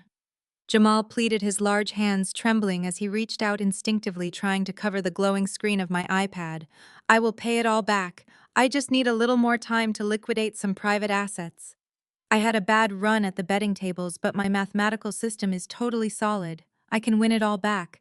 I swear to you, Kiara. Just give me 1 month to make the accounts whole. I aggressively swatted his trembling hand away from my device. You do not have any assets to liquidate, Jamal. You are a complete and total fraud. You stole $250,000 meant for Black youth scholarships right here in Atlanta, and you blew every single penny on rigged basketball games and illegal horse races. You literally stole the bright futures of dozens of brilliant kids to feed your pathetic, disgusting gambling addiction. Down the street, Tasha finally stopped crying over her repossessed luxury vehicle. She wiped her mascara-stained eyes and noticed her husband cornering me against my car. Tasha stumbled up the brick pathway, her designer heels clicking unsteadily on the pavement. She looked at Jamal, her face a picture of absolute bewildered confusion. "Jamal, what is going on?" Tasha demanded, her voice shrill and extremely demanding. Why are you begging her? Tell the police to arrest her right now. She just stole my car. Do something to fix this mess immediately. You are a powerful investor. Act like one." Jamal did not even look at his wife. He was completely consumed by the sheer suffocating terror of his impending federal indictment. He kept his dark eyes locked onto my face, silently begging for a mercy he absolutely did not deserve. I turned my attention to Tasha, offering her a cold, calculated smile. "Your husband cannot fix anything, Tasha. He cannot even fix his own miserable life. You thought you married a brilliant tech investor who was going to elevate you to the very top of Atlanta high society. But Jamal is completely broke. He has zero capital, zero legitimate investments, and absolutely zero real income. The only thing he actually owns is a massive, crippling gambling debt and a stolen church fund that is going to land him in federal prison for the next 20 years." Tasha gasped loudly, her manicured hands flying up to cover her mouth. She looked at Jamal, waiting eagerly for him to aggressively deny my horrific accusations. She waited for him to puff out his chest and put me in my place. But Jamal just stood there, his broad shoulders slumped in absolute defeat, tears of sheer panic welling up in his eyes. "Jamal," Tasha whispered, her voice cracking with pure, unadulterated horror. "Tell me she is lying to me. Tell me you did not steal money from our own church." He could not answer her. The heavy silence in the suburban driveway was utterly deafening. Even Beatrice and Dayon, who were still standing frozen near the front porch, were staring at Jamal in complete and utter shock. They had spent years bragging to their wealthy friends about their brilliant, successful venture capitalist son-in-law. Now they were watching his entire fabricated identity crumble into worthless dust right before their eyes. I turned my full attention back to Jamal. I tapped the screen of my iPad one final time, pulling up a highly detailed, legally formatted document. It was officially stamped with my venture capital firm's corporate seal. "I have already drafted the comprehensive forensic audit report." I whispered, my voice dangerously calm and laced with absolute, undeniable authority. "I have meticulously documented every single wire transfer, every fake shell company, and every illegal offshore gambling deposit. I have even attached the specific internet protocol addresses you used to access the betting sites from your home computer. The evidence is completely bulletproof, Jamal. It is neatly packaged and entirely ready to be delivered to the proper authorities." Jamal fell straight to his knees, collapsing onto the damp grass exactly like Dayon had done just an hour earlier. Two highly arrogant, incredibly greedy men, brought completely to their knees by the quiet accountant they had spent 5 long years treating like absolute garbage. "Please, Kiara," Jamal sobbed loudly, burying his face in his large, shaking hands. "I am begging you, do not send that report to the authorities. They will lock me away forever. I have a family. I have a reputation in this city. You cannot destroy my entire life over one stupid mistake." Stealing $250,000 from underprivileged children is not a mistake, Jamal. It is a deliberate, malicious choice, I stated coldly, showing him absolutely no mercy whatsoever. "But I am an incredibly fair woman. I am going to give you exactly one single chance to make this right." Jamal looked up quickly, his tear-streaked face filled with desperate, pathetic hope. Anything, he promised, rapidly nodding his head. "I will do anything you want me to do. Just name your price right now." "I do not want your dirty, stolen money," I replied in total disgust. "You have exactly 24 hours to return every single dime to the First Baptist Church Community Fund. You will wire $250,000 directly back into their primary checking account by 8 o'clock tomorrow morning. I do not care if you have to sell your expensive maroon suit, your fake gold chains, or every single designer bag your wife owns. I do not care if you have to beg on the street corner. You will make that scholarship account entirely whole." I leaned down slightly, bringing my face just inches from his terrified, wide eyes. "Because if that money is not sitting safely in the church's bank account by tomorrow morning, I hit send on this iPad. And I absolutely promise you the Federal Bureau of Investigation Fraud Division will be the ones kicking your front door down tomorrow night. They do not send local patrol cars for federal embezzlement cases, Jamal. They send armed tactical teams." Jamal turned incredibly pale, a sickly, ghostly shade that made him look like he was about to pass out right there on my driveway. He nodded his head frantically, completely unable to form actual coherent words. He scrambled backward on the damp grass, terrified to even remain in my immediate physical presence. He stumbled clumsily to his feet, grabbing Tasha roughly by the arm. "Come on!" Jamal barked, his voice panicked and frantic. "We are leaving right now. We have to go." Tasha tried to resist, digging her expensive designer heels into the asphalt. "But where are we going?" she shrieked, still crying over her repossessed luxury vehicle. "How are we getting home today? My car is gone. We do not have a ride." "I do not care," Jamal shouted, his sheer panic overriding any lingering sense of pride or public decorum. "We will walk. We will call a cab. Just start moving right now." He practically dragged his screaming, thoroughly humiliated wife down the pristine suburban street, fleeing from my property as fast as his legs could carry him. They did not look back. They did not say goodbye to Beatrice or Dayan. They just ran, completely desperate to escape the devastating reality of their impending federal ruin. I stood up straight, smoothing down my tailored navy blue suit jacket. I watched them disappear quickly around the corner, feeling an incredible, overwhelming sense of profound peace wash over my entire body. In the span of a single morning, I had legally evicted my cheating ex-husband, repossessed my sister-in-law's symbol of fake wealth, and completely dismantled my brother-in-law's fraudulent financial empire. I turned my gaze back toward the front porch. Dion and Beatrice were standing completely frozen, staring at me with expressions of sheer, unadulterated terror. They finally understood exactly who they had been messing with for the past 5 years. They finally realized that they had brought a butter knife to a nuclear war. "Your 10 minutes are officially up, Dion," I announced, my voice ringing out with final, absolute authority. "The police officers are walking up the driveway right now. I suggest you grab your garbage bags and start walking." Dion did not argue. He did not yell. He simply bent down, picked up a wet, dirty trash bag filled with his cheap clothes, and began the long, humiliating walk of shame away from the multi-million-dollar home he thought he had stolen.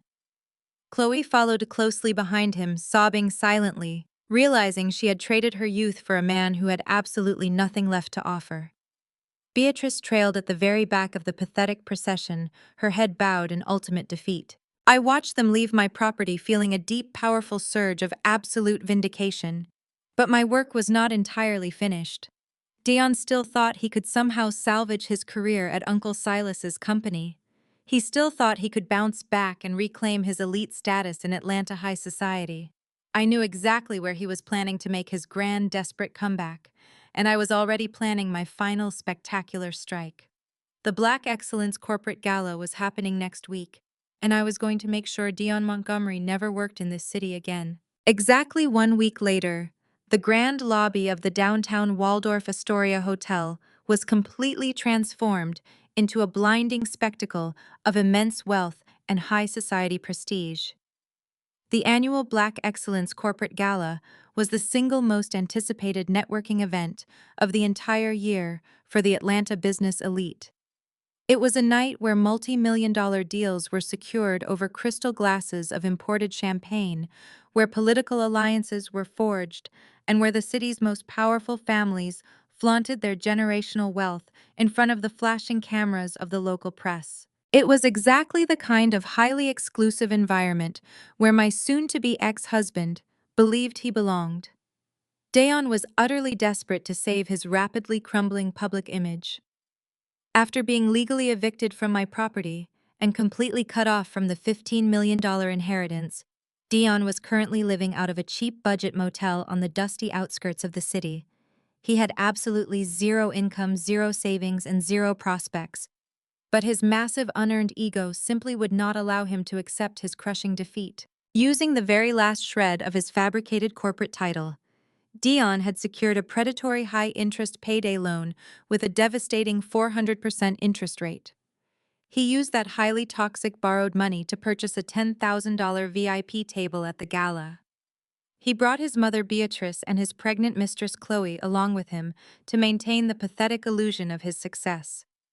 Dayon was clinging to a severe delusion. He firmly believed that if he could just get into this gala, he could corner the senior board members of Silas Enterprises. He planned to pitch them a supposedly revolutionary new logistics project, fully convinced that his last name alone would magically win back his prestigious vice president position and restore his completely destroyed fortune. I arrived at the hotel exactly 45 minutes after the red carpet opened. For the last 5 years, I had attended these glamorous corporate events, wearing quiet, conservative, highly discounted business suits. I had always purposely blended into the background, playing the role of the submissive, unremarkable wife, so Dion could soak up all the attention. But tonight was entirely different. Tonight I was not attending as Dion's boring accountant wife. I was attending as the undisputed primary majority shareholder of the very empire he was desperately trying to claw his way back into. My chauffeur-driven midnight black Maybach glided to a smooth, silent stop right at the edge of the velvet ropes. The valet hurriedly opened my door, and I stepped out onto the plush red carpet. The humid Georgia night air was instantly shattered by the rapid blinding flashes of dozens of press cameras. I was not wearing a cheap suit. I was wearing a breathtaking custom-tailored emerald green silk gown that cascaded perfectly down my figure and pooled elegantly around my designer heels. But the true centerpiece of my ensemble was resting delicately against my collarbone. I was wearing the legendary Montgomery family diamonds. It was a stunning vintage necklace that Uncle Silas had kept locked away in a secure vault for decades, explicitly refusing to let Beatrice anywhere near it because he knew she would try to pawn it. As the newly designated head of his estate, I had claimed it. The reporters immediately began shouting my name, completely captivated by my sudden dramatic physical transformation. Whispers had already begun circulating through the Atlanta financial blogs about a massive anonymous corporate takeover regarding Silas Enterprises. They did not know I was the ruthless chief executive officer behind the acquisition just yet, but they could clearly sense the immense, undeniable power radiating from my every single movement. Inside the grand marble-floored lobby of the Hotel Dayon, Beatrice and Chloe were standing near a towering floral arrangement, desperately trying to look like they actually belonged among the billionaires. Dayon was sweating profusely inside a badly fitted rented tuxedo. Chloe looked thoroughly miserable. The reality of carrying a child for a man who could not even afford to buy her a proper dinner was clearly taking a massive toll on her youthful arrogance.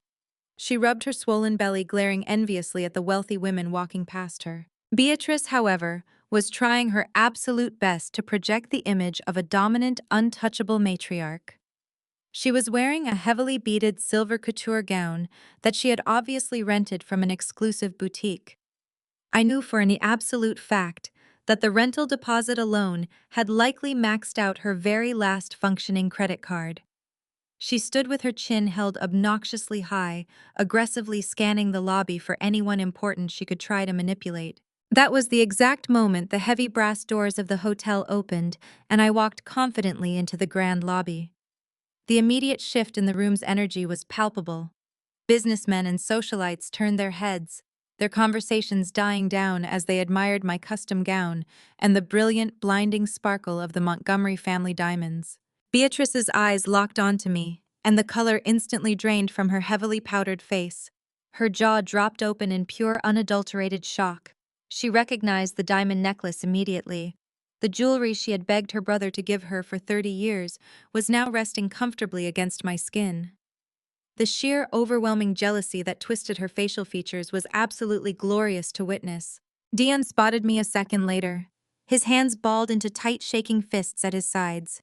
Seeing me radiating wealth and ultimate authority while he was suffocating under a mountain of payday loan debt was a direct psychological blow to his fragile masculinity. Beatrice quickly grabbed Chloe by the arm, her long fingernails digging sharply into the younger woman's flesh. Beatrice whispered something frantic and aggressive into Chloe's ear. Chloe's eyes darted toward me, narrowing with toxic, bitter resentment. She nodded her head, her face hardening with malicious intent. They thought they could still break me. They thought they could embarrass me in front of the Atlanta press corps and ruin my spectacular entrance. They wanted to drag me right back down to their pathetic, miserable level. I continued walking gracefully across the polished marble floor, making my way toward the massive gilded entrance of the main ballroom. I kept my posture perfectly straight, my expression entirely serene. Beatrice and Chloe deliberately stepped directly into my path, effectively blocking my access to the ballroom doors. Beatrice crossed her arms, trying to block my progress with her rented silver gown. "What are you doing here, Kiara?" Beatrice hissed, her voice trembling with barely contained venomous rage. "You do not belong at a gala like this. You are an absolute fraud. And take off that necklace right now. That jewelry belongs to the Montgomery bloodline. You have absolutely no legal right to wear Silas's diamonds." I did not stop walking. I simply slowed my pace, offering my former mother-in-law a cold, thoroughly amused smile. "I have every legal right, Beatrice. I own the estate. I own the assets. And most importantly, I own the vault. You are just upset because Uncle Silas knew you would sell these beautiful diamonds to pay off your embarrassing country club debts." Chloe suddenly lunged forward. She grabbed a massive, oversized crystal glass of dark red Cabernet from a passing waiter's tray. Her eyes locked onto my emerald green gown with pure destructive hatred. "Oops, my foot slipped," Chloe announced loudly faking a clumsy dramatic stumble. She violently thrust her arm forward, intending to launch the entire glass of dark red wine directly at the center of my chest. She wanted to ruin my custom silk dress. She wanted to humiliate me in front of the dozens of reporters and photographers who were currently making their way into the hotel lobby. She wanted to leave me dripping in sticky red wine, looking like a total victim. But Chloe was young, impulsive, and incredibly predictable. As a forensic accountant, my entire career was built on anticipating the erratic, desperate actions of cornered criminals. I had spent years analyzing the aggressive body language of this toxic family. I saw Chloe's shoulder muscles shift a full second before she even began to throw the glass. I did not flinch. I did not scream. I simply executed a swift, graceful, perfectly calculated sidestep to my right. The heavy splash of dark red wine missed my emerald gown entirely. The liquid sailed harmlessly past my shoulder, flying directly into the space I had just vacated. The wine crashed violently into Beatrice. A deafening, horrified gasp echoed through the crowded lobby. The full glass of deep red Cabernet completely drenched the front of Beatrice's expensive rented silver couture gown. The dark liquid splashed violently against her chest, soaking immediately into the delicate, intricate beadwork and rapidly spreading down the front of her expensive dress in a massive, ugly dark purple stain. Beatrice stood completely frozen in absolute shock. The cold wine dripped from the expensive silver fabric, pooling onto the pristine marble floor around her designer shoes. Her carefully constructed image of high society perfection was instantly permanently destroyed in front of the most powerful people in the city of Atlanta. Chloe gasped, dropping the empty crystal glass onto the floor, where it shattered into a dozen jagged pieces. She covered her mouth with her hands, staring in sheer terror at the catastrophic damage she had just inflicted on her own future mother-in-law. I stood perfectly still, looking at the two of them, with an expression of mild, detached amusement. The flashing cameras of the local press corps immediately swiveled in our direction, rapidly capturing every single humiliating second of Beatrice's wine-soaked disaster. The photographs of her ruined rented dress would be plastered all over the corporate social blogs by morning. I let out a soft, elegant laugh that cut right through the shocked silence of the lobby. I casually signaled a nearby waiter, pulling a crisp white linen napkin from his silver tray. I gently tossed the napkin, letting it flutter down to land right at Beatrice's wine-soaked feet. "Careful, Beatrice," I warned her, my voice carrying a sharp, lethal edge of pure, mocking delight. "I hear the dry cleaning fees for heavily damaged rented couture are incredibly steep. I certainly hope Dion's high-interest payday loan has enough funds left over to cover your massive security deposit." Beatrice let out a strangled, pathetic sob of total humiliation. She crossed her arms over her chest, desperately trying to hide the massive red stain, but it was completely useless. The entire lobby was staring at her, whispering and pointing at the absolute mess she had become. Dion finally pushed his way through the crowd, his face burning red with embarrassment, as he realized his mother and his mistress had just turned his family name into a public laughingstock. I did not wait for Dion to speak. I did not give them another second of my valuable time. I simply turned my back on their pathetic, self-inflicted disaster. I adjusted the sparkling Montgomery diamonds resting against my collarbone and strode confidently through the gilded doors and into the grand ballroom, leaving them completely humiliated, deeply in debt, and standing in a literal puddle of their own toxic failures. The grand ballroom of the Waldorf Astoria was a masterclass in unapologetic opulence. Towering centerpieces of white orchids and gold-dusted roses dominated dozens of perfectly circular tables. Crystal chandeliers cast a warm, flattering glow over the absolute elite of Atlanta's black corporate society. Billionaires and media moguls mingled, securing deals between sips of vintage champagne. I slipped through the gilded doors and blended into the shadows. As a forensic accountant, I learned that the most valuable information is gathered when your target believes they are unobserved. I accepted sparkling water and positioned myself behind a marble pillar to watch the stage. Minutes later, Dion pushed through the doors. He left his weeping mother and humiliated mistress in the lobby, prioritizing his selfish ambition over their public disgrace. He sprinted toward the front, smoothing the lapels of his ill-fitting rented tuxedo. His face was flushed red, but he forcefully pasted on his charismatic smile. He shook hands with executives, projecting an aura of total control. He was desperate. He genuinely believed that if he secured the microphone tonight, he could spin a brilliant lie to win back his position at Silas Enterprises. The gala host finished his opening remarks and stepped away from the podium. Ignoring protocol, Dion marched aggressively up the stairs of the main stage. He approached the acrylic podium with the unearned confidence of a conquering king.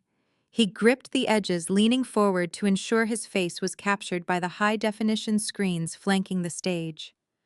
The low murmur of the prestigious crowd died down. Hundreds of powerful people turned their attention to the front of the room, curious why the recently disgraced nephew was hijacking the microphone. "Good evening, Atlanta," Dion boomed, his voice echoing loudly through the sound system. He paused, forcing the audience to wait on his every word. "I stand before you tonight, not just as a businessman, but as a grieving family member. As many of you know, my beloved Uncle Silas passed away recently. He was a pioneer for Black excellence in commercial real estate. Most importantly, he was my mentor. He taught me everything I know about leadership vision and corporate ruthlessness. I stood by his side for years, absorbing his genius, preparing for the day when I would carry the massive weight of the Montgomery family legacy on my shoulders. I stood behind the pillar, disgusted by his fabricated narrative. Dion never stood by Uncle Silas for anything other than asking for an advance on his trust fund. Yet here he was, expertly weaponizing his uncle's death to garner sympathy from wealthy investors. It was a masterclass in narcissistic manipulation. Dion pressed a hand to his chest in a sickening display of fake emotion. "The last few weeks have been difficult for my family," he continued, his tone shifting into a practiced cadence. "We faced unexpected legal hurdles. We dealt with vicious attacks from bitter outsiders who tried to steal our hard-earned wealth during our most vulnerable moment. But the Montgomery bloodline is unbreakable. We rise to the occasion. And tonight I am thrilled to announce that Silas Enterprises is not just surviving my uncle's passing. We are expanding." A ripple of intrigued whispers moved through the ballroom. The wealthy investors leaned in, genuinely piqued. Dion smiled, feeding off their greedy curiosity. He released his grip on the podium and paced across the stage, gesturing broadly. He was putting on the performance of a lifetime, fueled by a high-interest payday loan and sheer desperation. "Under my direct leadership, Silas Enterprises is launching a revolutionary logistics technology initiative," Dion proclaimed proudly. "We are completely digitizing the entire supply chain network across the Southeast. We are integrating advanced artificial intelligence to optimize our commercial properties, reducing overhead waste by 40%. This is a total disruption of the Atlanta real estate market.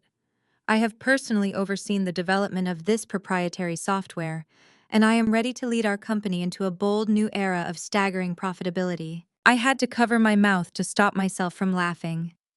The revolutionary project he pitched was not his idea. I drafted that exact proposal 2 years ago when Uncle Silas hired me to audit the company's outdated routes. I created the financial models, Dion simply found my discarded presentation folders in our home office and decided to steal my intellectual property to save his pathetic career. He was pitching my brilliance to a room full of billionaires, unaware that the actual architect of the project was currently standing in the back of the room. Dion stopped pacing and returned to the center of the stage. He gripped the microphone stand, his eyes gleaming with absolute delusional triumph. He honestly believed he had won the crowd over. Now he just needed to seal the deal by publicly aligning himself with the new money. Of course, I cannot take this massive step forward entirely alone, Dion announced, offering a humble smile that made my stomach turn. As many industry insiders may have heard, Silas Enterprises recently underwent a highly confidential ownership transition. The estate debt was acquired, and a new anonymous majority shareholder has stepped in to provide the massive capital backing required for my new technological initiative. Dion puffed his chest out, adjusting his rented bow tie.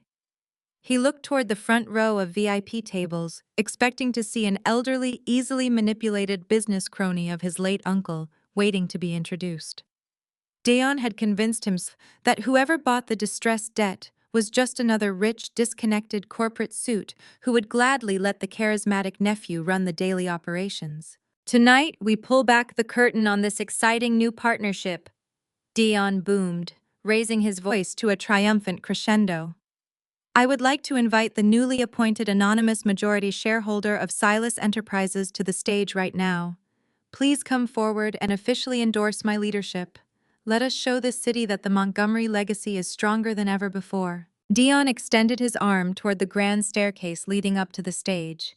He plastered a welcoming, subservient smile on his face, ready to shake the hand of his new wealthy benefactor. He waited for a wealthy old man to stand up. He waited for the crowd to erupt into supportive applause. Instead, the grand ballroom fell into a sudden, heavy, deeply uncomfortable silence. No one stood up from the front row. No one clapped. The wealthy elite simply looked around, waiting for the mystery investor to reveal themselves. At the very back of the room, I gave a sharp, subtle nod to the audio-visual director standing in the sound booth. I had paid him a generous, untraceable cash bonus, exactly 1 hour before the gala began.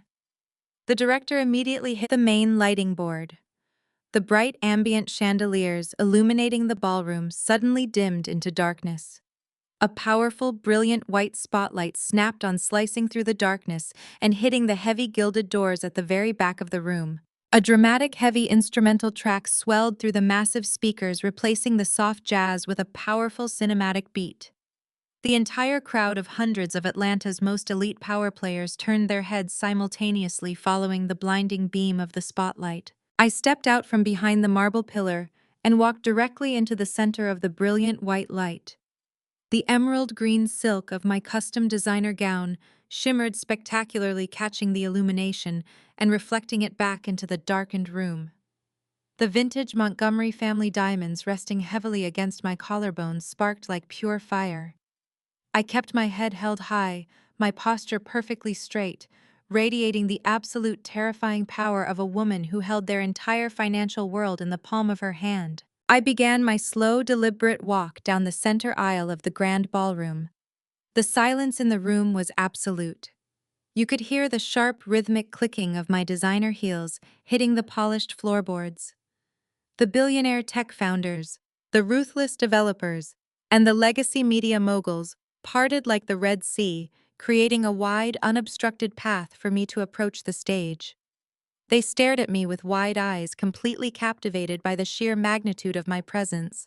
I kept my eyes locked entirely on the stage. Dion was standing at the acrylic podium. The welcoming smile had completely vanished from his face, replaced by a look of sheer, unadulterated horror. His dark eyes were bulging out of his head. His mouth hung wide open, gasping for air that his lungs refused to process. He recognized the emerald gown. He recognized the unmistakable sparkle of his uncle's highly guarded diamonds. He recognized the confident, lethal posture, and he finally recognized the woman wearing them. The quiet accountant he had mocked was coming to claim her throne. His hands began to shake violently. The heavy, expensive wireless microphone slipped right through his sweaty, trembling fingers. The microphone hit the hard wooden stage with a deafening, piercing electronic screech that echoed painfully through the silent ballroom. It rolled slowly across the floor, coming to a stop right at the edge of the stage. Dion took a staggering step backward, his legs completely giving out beneath him. He grabbed the acrylic podium to stop himself from collapsing, his knuckles turning pure white. He looked at me walking down the aisle, completely surrounded by the most powerful people in the city, and he finally realized the catastrophic depth of his miserable failure. I did not slow my deliberate pace as I reached the carpeted steps leading up to the main stage. The heavy, suffocating silence in the grand ballroom remained absolute. Hundreds of the most powerful corporate executives, real estate developers, and legacy media moguls in Atlanta simply stared at me, their breath caught in their throats. They watched with undeniable fascination as I effortlessly ascended the stairs, the emerald green silk of my custom gown flowing behind me like liquid glass. Dion was completely paralyzed. He stood frozen behind the clear acrylic podium, his broad shoulders hunched forward in absolute defeat. The arrogant, boastful man who had proudly stood in front of this elite crowd just moments ago was entirely gone. In his place stood a terrified, pathetic fraud. Sweat poured down his forehead, soaking into the collar of his rented tuxedo. He looked like a man who had just been ordered to step up to the guillotine. I walked directly past him without offering him a single glance. I bent down gracefully and picked up the expensive wireless microphone he had dropped onto the polished wooden floorboards. I stood at the very center of the stage, the blinding white spotlight illuminating the vintage Montgomery family diamonds resting against my collarbone. I looked out over the massive sea of wealthy investors and corporate titans. I owned this room. "Good evening, Atlanta," I announced, my voice echoing with perfect, undeniable authority through the state-of-the-art sound system. "I am Kiara. I am the sole founder and chief executive officer of K-Nova Holdings. And as of this morning, my venture capital firm has officially acquired the distressed debt and the overwhelming majority of controlling shares in Silas Enterprises. I am the new, undisputed owner of this entire corporate empire." A collective, deafening gasp rolled through the grand ballroom. The seasoned billionaires and ruthless investors sitting at the front VIP tables immediately sat up straighter in their velvet chairs. They recognized the sheer, unadulterated power radiating from my stance. They recognized that a massive, highly calculated corporate coup had just taken place right under their noses. I was no longer the quiet, invisible accountant they had ignored at networking events for the past 5 years. I was the apex predator, and I had just claimed my territory. I turned my body slowly, shifting my full lethal attention directly toward my soon-to-be ex-husband. Dion flinched visibly, his hands gripping the edges of the acrylic podium, as if it were the only thing keeping him from collapsing completely onto the stage. "As my very first official act of business, I am conducting a massive corporate restructuring," I declared, projecting my voice through the massive speakers so every single person in the venue could hear his impending destruction. The company my late uncle built from the ground up was founded on integrity, hard work, and unyielding financial discipline. It will no longer be operated by incompetent, greedy individuals who treat corporate accounts like their own personal piggy banks. I took a slow, deliberate step toward Dayon. He looked absolutely sick, his dark eyes wide with pure, unfiltered panic. He opened his mouth to speak, to beg, to offer some pathetic excuse, but his vocal cords completely failed him. "Dion, a comprehensive forensic audit of your logistics department has revealed catastrophic financial discrepancies," I stated coldly, showing him absolutely no mercy. "I have meticulously tracked your hidden transactions over the past 8 months. I have the exact offshore routing numbers, the forged expense reports, and the fraudulent vendor invoices. You have been actively embezzling massive amounts of company funds to pay for luxury downtown apartments, designer jewelry, and expensive leased cars for your 24-year-old mistress." The entire ballroom erupted into shocked, disgusted murmurs. Wealthy executives shook their heads in utter contempt. Dion had just stood on this very stage demanding respect and pitching a stolen technological initiative, acting as if he were a brilliant business leader. Now he was being publicly exposed as a common desperate thief who stole from his own uncle's legacy to fund his pathetic infidelity. "You are terminated effective immediately," I announced, delivering the final crushing blow. "You no longer hold any title, any authority, or any access to Silas Enterprises. Furthermore, my legal team has already forwarded the complete verified forensic audit report to the federal authorities. We will be pressing full criminal charges for every single dollar you stole." Dion let out a strangled, pathetic gasp. "No," he whimpered, his voice barely audible over the loud, chaotic murmurs of the elite crowd. "Kiara, you cannot do this to me. I will go to prison. I will lose everything." I looked him directly in the eyes, my expression, a mask of pure, absolute ice. "You already lost everything, Dayon. You lost it the second you decided to hand me divorce papers on a silver platter." I raised my hand, signaling the perimeter of the ballroom. "Security," I commanded smoothly. "Please escort this terminated employee off my property immediately." 4 large, heavily armed private security guards in sharp black suits immediately marched down the center aisle. They bounded up the stage stairs with professional, ruthless efficiency. 2 guards flanked Dion, grabbing his arms firmly and pulling him away from the acrylic podium. Dion did not fight back. He did not possess an ounce of strength left in his body. He went completely limp, sobbing openly on the stage as the guards practically dragged him toward the side exit. But the absolute destruction of Dion Montgomery was not quite finished. Near the gilded doors of the grand lobby, Chloe had pushed her way to the front of the crowd. The young receptionist stood there, her hands resting on her slightly rounded pregnant belly, her eyes wide with absolute world-shattering horror. She had come to this exclusive gala, firmly believing she was about to secure a lifetime of unimaginable wealth and high society status. She thought she had successfully trapped a powerful multimillionaire. Instead, she was watching her supposed golden ticket being dragged off a stage in tears, publicly exposed as a broke, unemployed, disgraced embezzler who was entirely headed for a federal penitentiary. Chloe realized in that exact devastating second that Dion had absolutely nothing left to offer her. He had no mansion, no trust fund, and no future. He was a colossal, toxic liability, and she had thrown away her entire youth for a man who could not even afford to buy her dinner. "Wait!" Chloe screamed, her shrill voice cutting through the elegant ballroom. The security guards paused near the bottom of the stairs, allowing Chloe to aggressively push her way through the wealthy crowd. She marched directly up to Dion. Her face was flushed with bitter, toxic rage. "You lied to me!" Chloe shrieked, pointing a shaking finger directly at Dion's tear-streaked face. "You told me you were rich. You told me you owned this entire company. You promised me a mansion in Buckhead. You are completely broke. You are going to jail." "Chloe, please," Dion sobbed, begging his mistress in front of hundreds of Atlanta's most powerful citizens. "I can fix this. I just need a little time. We are having a son. We are a family." "We are nothing," Chloe spat back with vicious, undeniable cruelty. "I am not spending the best years of my life visiting a broke loser in a federal prison. I am not raising a child in poverty because you were too stupid to read a contract. You are a pathetic fraud." With a violent, dramatic motion, Chloe reached down and grabbed her left hand. She aggressively yanked the $5,000 diamond promise ring off her finger, the exact ring Dion had purchased using stolen company funds. She reared back and threw the heavy diamond ring directly at Dion's chest.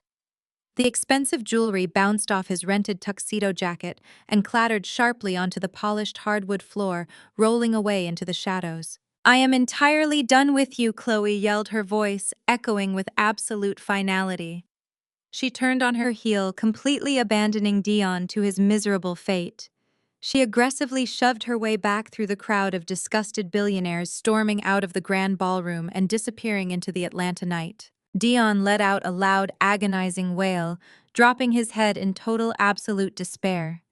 He had lost his brilliant wife, his $15 million inheritance, his lucrative career, his luxury home, and now his young mistress had completely abandoned him the second the stolen money dried up. He was entirely, fundamentally destroyed. The security guards tightened their grip on his arms and dragged the weeping, pathetic man out of the side exit, throwing him out into the cold, unforgiving reality of his new poverty-stricken existence. I stood alone in the center of the brilliant white spotlight. I looked out over the massive crowd of corporate titans. The entire room remained completely silent, staring up at me with a profound mixture of deep respect and undeniable fear. They had just witnessed a masterclass in absolute ruthless corporate vengeance. They knew exactly who held the power in this city now. I smiled warmly, radiating total elegant authority. I raised the wireless microphone back to my lips. Now that the garbage has been officially removed from the premises, I announced, my voice smooth and perfectly composed. Let us get back to the business of building black excellence. Enjoy the champagne, everyone. The crowd erupted into deafening, thunderous applause. I handed the microphone to a stunned stagehand, turned around, and walked gracefully off the stage, ready to conquer my new empire. The deafening applause from the grand ballroom of the Waldorf Astoria set the tone for the next 3 weeks of my life. I did not just take over Silas Enterprises, I completely gutted it. I fired every single incompetent executive Dion had hired, restructured the commercial real estate portfolio, and securely integrated the $15 million estate into the K Nova Holdings primary accounts. I spent my days in corner offices and boardrooms, operating with absolute unchallenged authority. My former husband and his deeply toxic family had vanished from my daily life, completely exiled to the miserable, poverty-stricken reality they had created for themselves, or so I thought. It was a crisp Thursday morning when I walked into the Fulton County Courthouse. I was wearing a sharp, tailored burgundy suit, carrying my signature leather briefcase. I was there with the estate executor, Lawyer Harrison, to file the final transition paperwork that would officially close Uncle Silas's probate case forever. The marble floors echoed with the sound of my designer heels as we navigated the long, historic corridors. I was completely relaxed, anticipating a quiet, highly productive afternoon back at my corporate headquarters. Kiara, stop right there. The shrill, desperate, unmistakable voice echoed violently off the high marble ceilings, causing several passing attorneys to stop and stare. I did not flinch. I slowly turned around to see Beatrice marching down the courthouse hallway. She was wearing an outdated, heavily worn Chanel suit that she had likely dug out of the back of her closet to project an illusion of wealth she no longer possessed. Marching right beside her was Dion. He was no longer wearing the expensive custom Italian loungewear he had proudly modeled on my front porch a month ago. He was wearing a cheap, poorly fitted off-the-rack suit that pulled awkwardly at the shoulders. Yet despite his obvious financial ruin, Dion was grinning. He wore a massive, infuriating, remarkably arrogant smirk that stretched from ear to ear. Trailing slightly behind them was a man I did not recognize. He wore a shiny, inexpensive pinstripe suit, carried a scuffed synthetic leather briefcase, and possessed the greasy, desperate energy of a lawyer who advertised on late-night local television. I stopped walking and crossed my arms, offering them a look of profound, icy boredom. "What do you want, Beatrice?" I asked, my voice steady and completely devoid of emotion. "I am highly busy running a multi-million-dollar empire, and you are currently blocking my path to the exit." Beatrice stopped just a few feet away, practically vibrating with toxic vindication. She pointed a trembling finger directly at my face. "You thought you could just humiliate me in front of the entire city of Atlanta and walk away." Beatrice snarled, her voice echoing loudly in the public space. "You thought you could use your dirty little accounting tricks to steal my family's legacy. But you made a massive, catastrophic mistake. You haven't won." The sleazy attorney stepped forward aggressively, shoving a thick, heavily stamped stack of legal documents directly into my chest. I did not reach up to take them. I simply let the thick manila envelope hit my burgundy blazer and fall heavily onto the polished marble floor. "My name is Marcus Vance," the sleazy lawyer announced, trying to puff out his chest and project authority. "I am representing the Montgomery family in a primary probate dispute. Consider yourself officially served." Lawyer Harrison sighed heavily, reaching down to retrieve the discarded documents from the floor. He adjusted his wire-rimmed glasses and quickly scanned the front page. "What absolute nonsense is this?" Vance Harrison demanded, his gravelly voice echoing with professional disgust. "The trust is completely ironclad. The asset transition is legally complete. Dayon defaulted on the morality clause and the estate defaulted to K Nova Holdings. There is absolutely no legal standing for a challenge." Dion took a step forward, his chest puffed out, absolutely drunk on his own delusional narrative. He looked me up and down with an expression of pure, unadulterated triumph. "That is where you are completely wrong, you manipulative witch," Dion sneered, pointing a finger at Harrison. "You and my bitter ex-wife thought you were so incredibly smart with your secret clauses and your venture capital firms. But you forgot basic biology." Beatrice stepped right next to her son, clapping her hands together in a dramatic theatrical display of victory. "Chloe is 8 months pregnant," Beatrice announced loudly, making sure every single person in the Fulton County Courthouse hallway could hear her grand revelation. I simply stared at her, maintaining my flawless composure. "Yes, Beatrice," I stated smoothly. "I am fully aware that your son's 24-year-old mistress is heavily pregnant. That was the primary catalyst for my highly lucrative divorce. What exactly is your point?" "Under Georgia law, a direct blood descendant can explicitly challenge the execution of a trust," Beatrice proclaimed, her voice trembling with absolute elitist pride. She looked at me as if she had just delivered a fatal blow. "My unborn grandson is the direct biological heir to Silas Montgomery. He is innocent in all of this, and the courts will heavily favor providing for a child of the bloodline. That boy carries the Silas bloodline. We are suing to freeze K-Nova Holdings' assets entirely, and we are demanding the court immediately transfer the $15 million and the controlling corporate shares back to my grandson. And as the biological father and legal guardian of that child," Dion chimed in, stepping closer to invade my personal space, "I will be the sole conservator of that entire fortune until my son turns 18. Dion crossed his arms, leaning back on his heels, completely convinced he had just executed the greatest financial comeback in Atlanta history. "You really thought you could leave me homeless and broke?" Kiara, Dion mocked, his voice dripping with pure malice. "You took my house, you took my job, you humiliated me at the corporate gala. But my son is my ultimate trump card. He is my redemption ticket to wealth. As soon as the judge signs that injunction, your accounts will be completely frozen.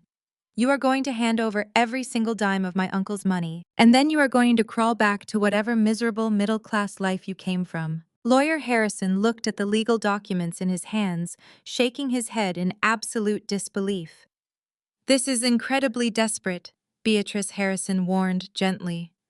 "Freezing corporate assets requires substantial preliminary evidence, and establishing paternity before birth to challenge a closed trust is a massive legal hurdle. You are going to bankrupt yourselves paying legal fees for a case you cannot possibly win." "We do not have to win today," Marcus Vance interjected, flashing a greasy, unprofessional smile. "We just have to establish enough reasonable doubt regarding the estate's obligations to a blood heir to freeze the transition of funds. We will tie K-Nova Holdings up in probate litigation for the next 5 years." Beatrice glared at me, her eyes burning with centuries of unearned pride and blinding hatred. "You are finished," Kiara, Beatrice whispered venomously. "My grandson is going to reclaim our rightful place in high society." I stood perfectly still in the center of the marble corridor. I looked at the aggressively smug face of my former husband.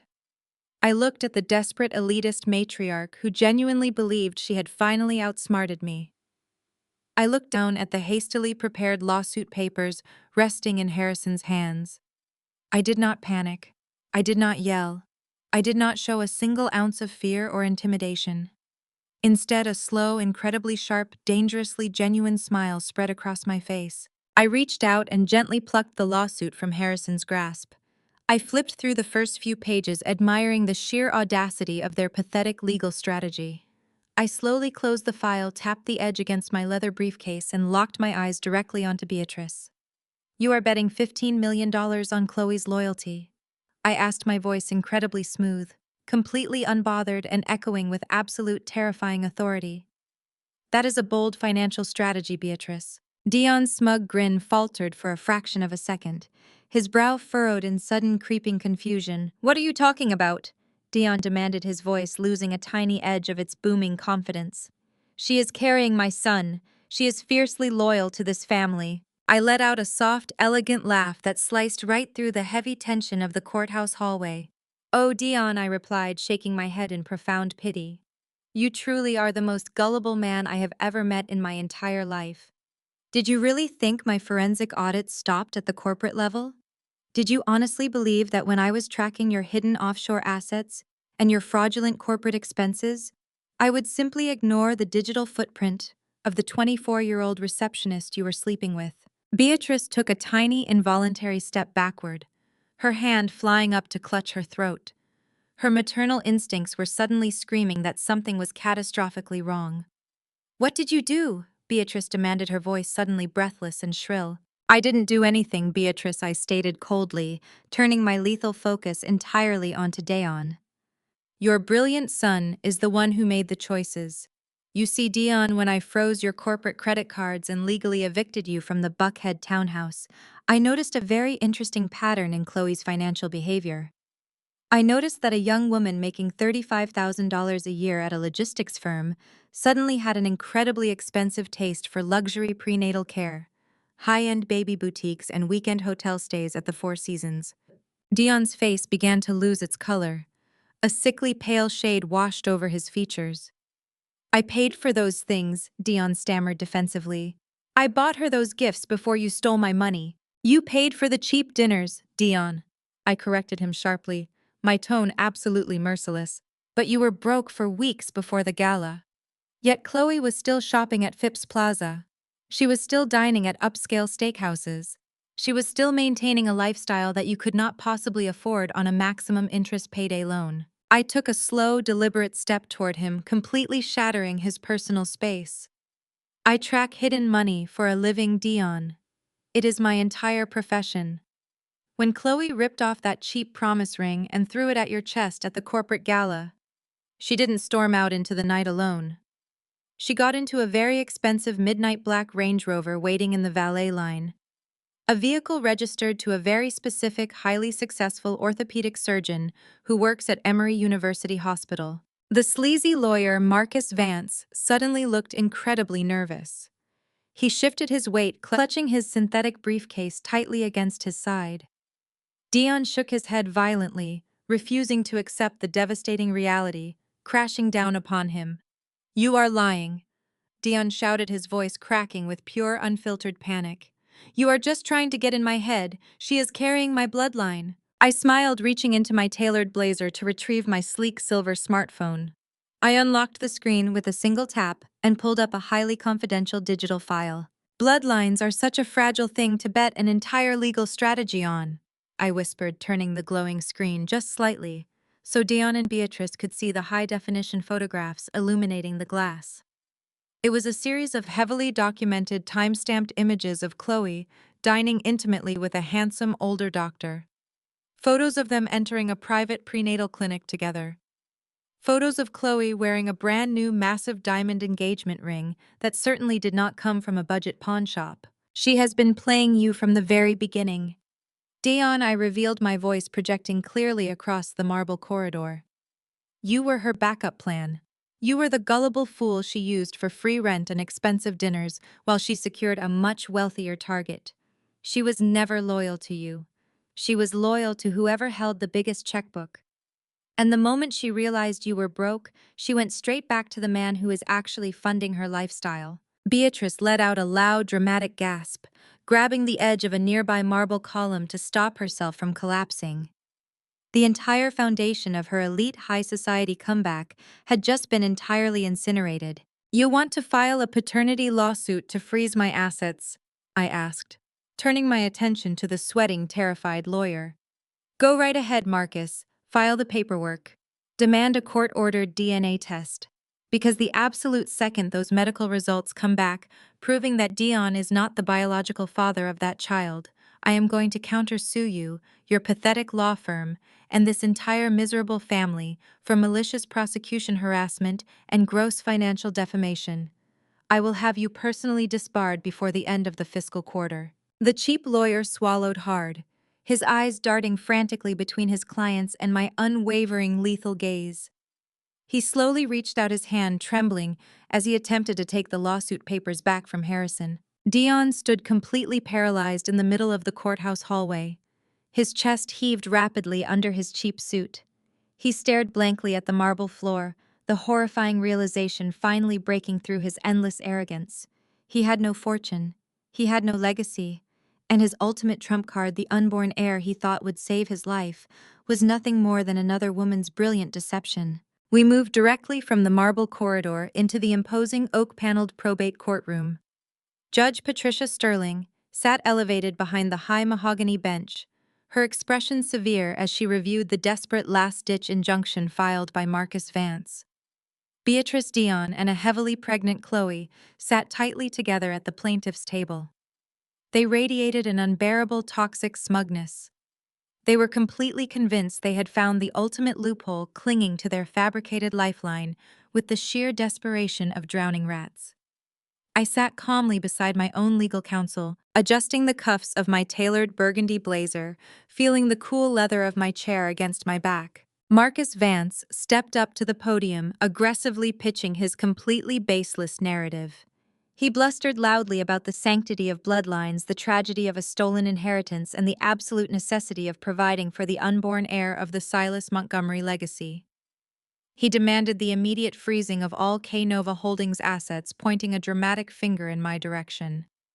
When he finally finished his theatrical, sweaty performance, my lead litigator slowly stood up. He did not argue. He did not raise his voice. He simply approached the judge's bench holding a thick, legally sealed manila envelope adorned with bright red official medical stamps. "Your Honor," my lawyer stated, his voice ringing with absolute, unyielding authority. During the asset discovery phase, my client formally requested a legal court-approved, non-invasive prenatal DNA test to confirm the biological validity of this entire lawsuit. The plaintiffs eagerly complied with the blood draw, foolishly assuming the results would secure their massive financial demands. He handed the heavy envelope directly to the bailiff. "We ask the court to review the verified medical results right now." Judge Sterling took the envelope and broke the wax seal. The entire courtroom fell utterly silent. You could hear the faint hum of the air conditioning unit as the tension reached a suffocating peak. She adjusted her reading glasses, her sharp eyes scanning the crisp, watermarked medical document. "The court formally recognizes these results from a state-certified genetic laboratory," Judge Sterling announced, her voice echoing off the high acoustic ceilings. "The comprehensive prenatal DNA panel confirms that the unborn child does in fact share a direct familial DNA match with the Montgomery bloodline." Dion let out a loud, obnoxious breath of victory. He slammed his hand down on the table in triumph. Beatrice clasped her hands together in prayer, looking up at the ceiling, as if thanking a higher power for her unearned wealth. Chloe grinned, rubbing her belly with a look of pure greedy satisfaction. However, Judge Sterling continued, raising her hand to instantly silence their premature, foolish celebration.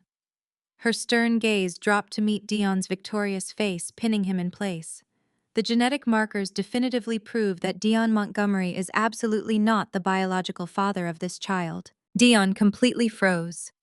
The arrogant, triumphant smile slid off his face, instantly replaced by a mask of pure, unadulterated shock.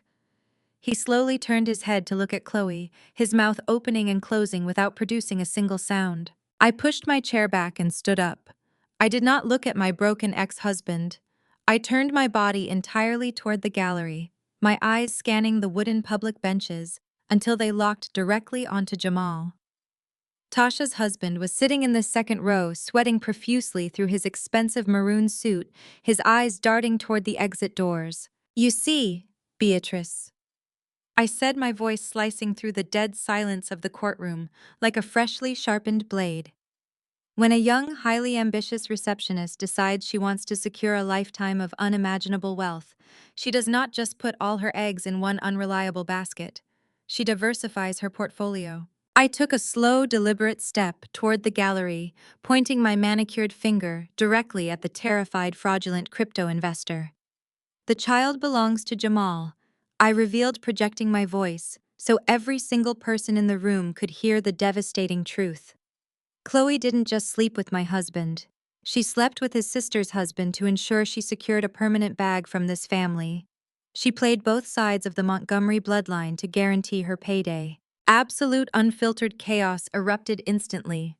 Tasha let out a blood-curdling, agonizing scream that violently shook the courtroom walls. She completely lost her mind. She vaulted over the heavy wooden bench, her designer heels flying off into the aisle as she launched herself directly at her husband. She grabbed Jamal by the lapels of his expensive suit, striking his chest and face repeatedly, while screaming uncontrollably about his ultimate betrayal. At the plaintiff's table, Chloe scrambled backward in sheer terror, knocking over a heavy wooden chair. She desperately tried to shield herself from the violent explosion she had carefully orchestrated, backing away from the family she had just entirely destroyed. Dion stumbled backward, completely unable to support the weight of his own shattered reality. He collapsed onto his knees right in the middle of the courtroom aisle. He threw his head back and began to weep loudly, releasing an agonizing, pathetic sound of a completely broken man. He had thrown away a faithful, brilliant wife. He had signed away a massive $15 million fortune. He had burned his entire life to the ground for a child that actually belonged to his own brother-in-law. Near the front bench, Beatrice grasped her signature pearl necklace. Her eyes rolled completely into the back of her head. The overwhelming shock of her daughter's ruined marriage, her son's utter humiliation, and her final loss of the Montgomery fortune was simply too much for her fragile, elitist heart to handle. She slumped entirely to the floor, fainting cold right in front of the judge's bench. Judge Sterling slammed her heavy wooden gavel, repeatedly demanding order, as four armed bailiffs rushed forward to physically pull a screaming, thrashing Tasha off a bleeding Jamal. "This circus is officially over," Judge Sterling declared, her voice booming over the chaotic screaming and crying. "This injunction is entirely frivolous, deeply offensive to this court, and based on blatant, calculated fraud. This case is dismissed instantly with prejudice." I did not stay a second longer to watch the police sort out the physical altercations or wait for the paramedics to revive Beatrice. I calmly picked up my leather briefcase, smoothed down the front of my tailored burgundy suit, and walked deliberately down the center aisle. I pushed open the heavy brass doors and stepped out of the courthouse. The bright, warm Atlanta sun washed over my face, carrying the sweet, undeniable scent of absolute, unquestionable victory. A midnight black chauffeur-driven Maybach was already waiting for me at the curb. The driver quickly opened the heavy door and I slid comfortably into the plush luxury of the leather back seat. I opened my sleek silver iPad and authorized a massive multi-million-dollar wire transfer. I was using a significant portion of the $15 million estate to officially open the Silas Foundation for Black female entrepreneurs. I was going to ensure that brilliant, hardworking visionary women would never have to endure the dismissive cruelty and financial roadblocks I had survived. I was honoring Uncle Silas the right way, building a genuine legacy of empowerment instead of funding a family of greedy parasites. I reached into the chilled compartment beside me and poured a crisp, sparkling glass of vintage champagne. I leaned back deeply into the leather seats, taking a slow, refreshing sip as the heavy car glided smoothly away from the courthouse steps. I was incredibly wealthy. I was fully vindicated.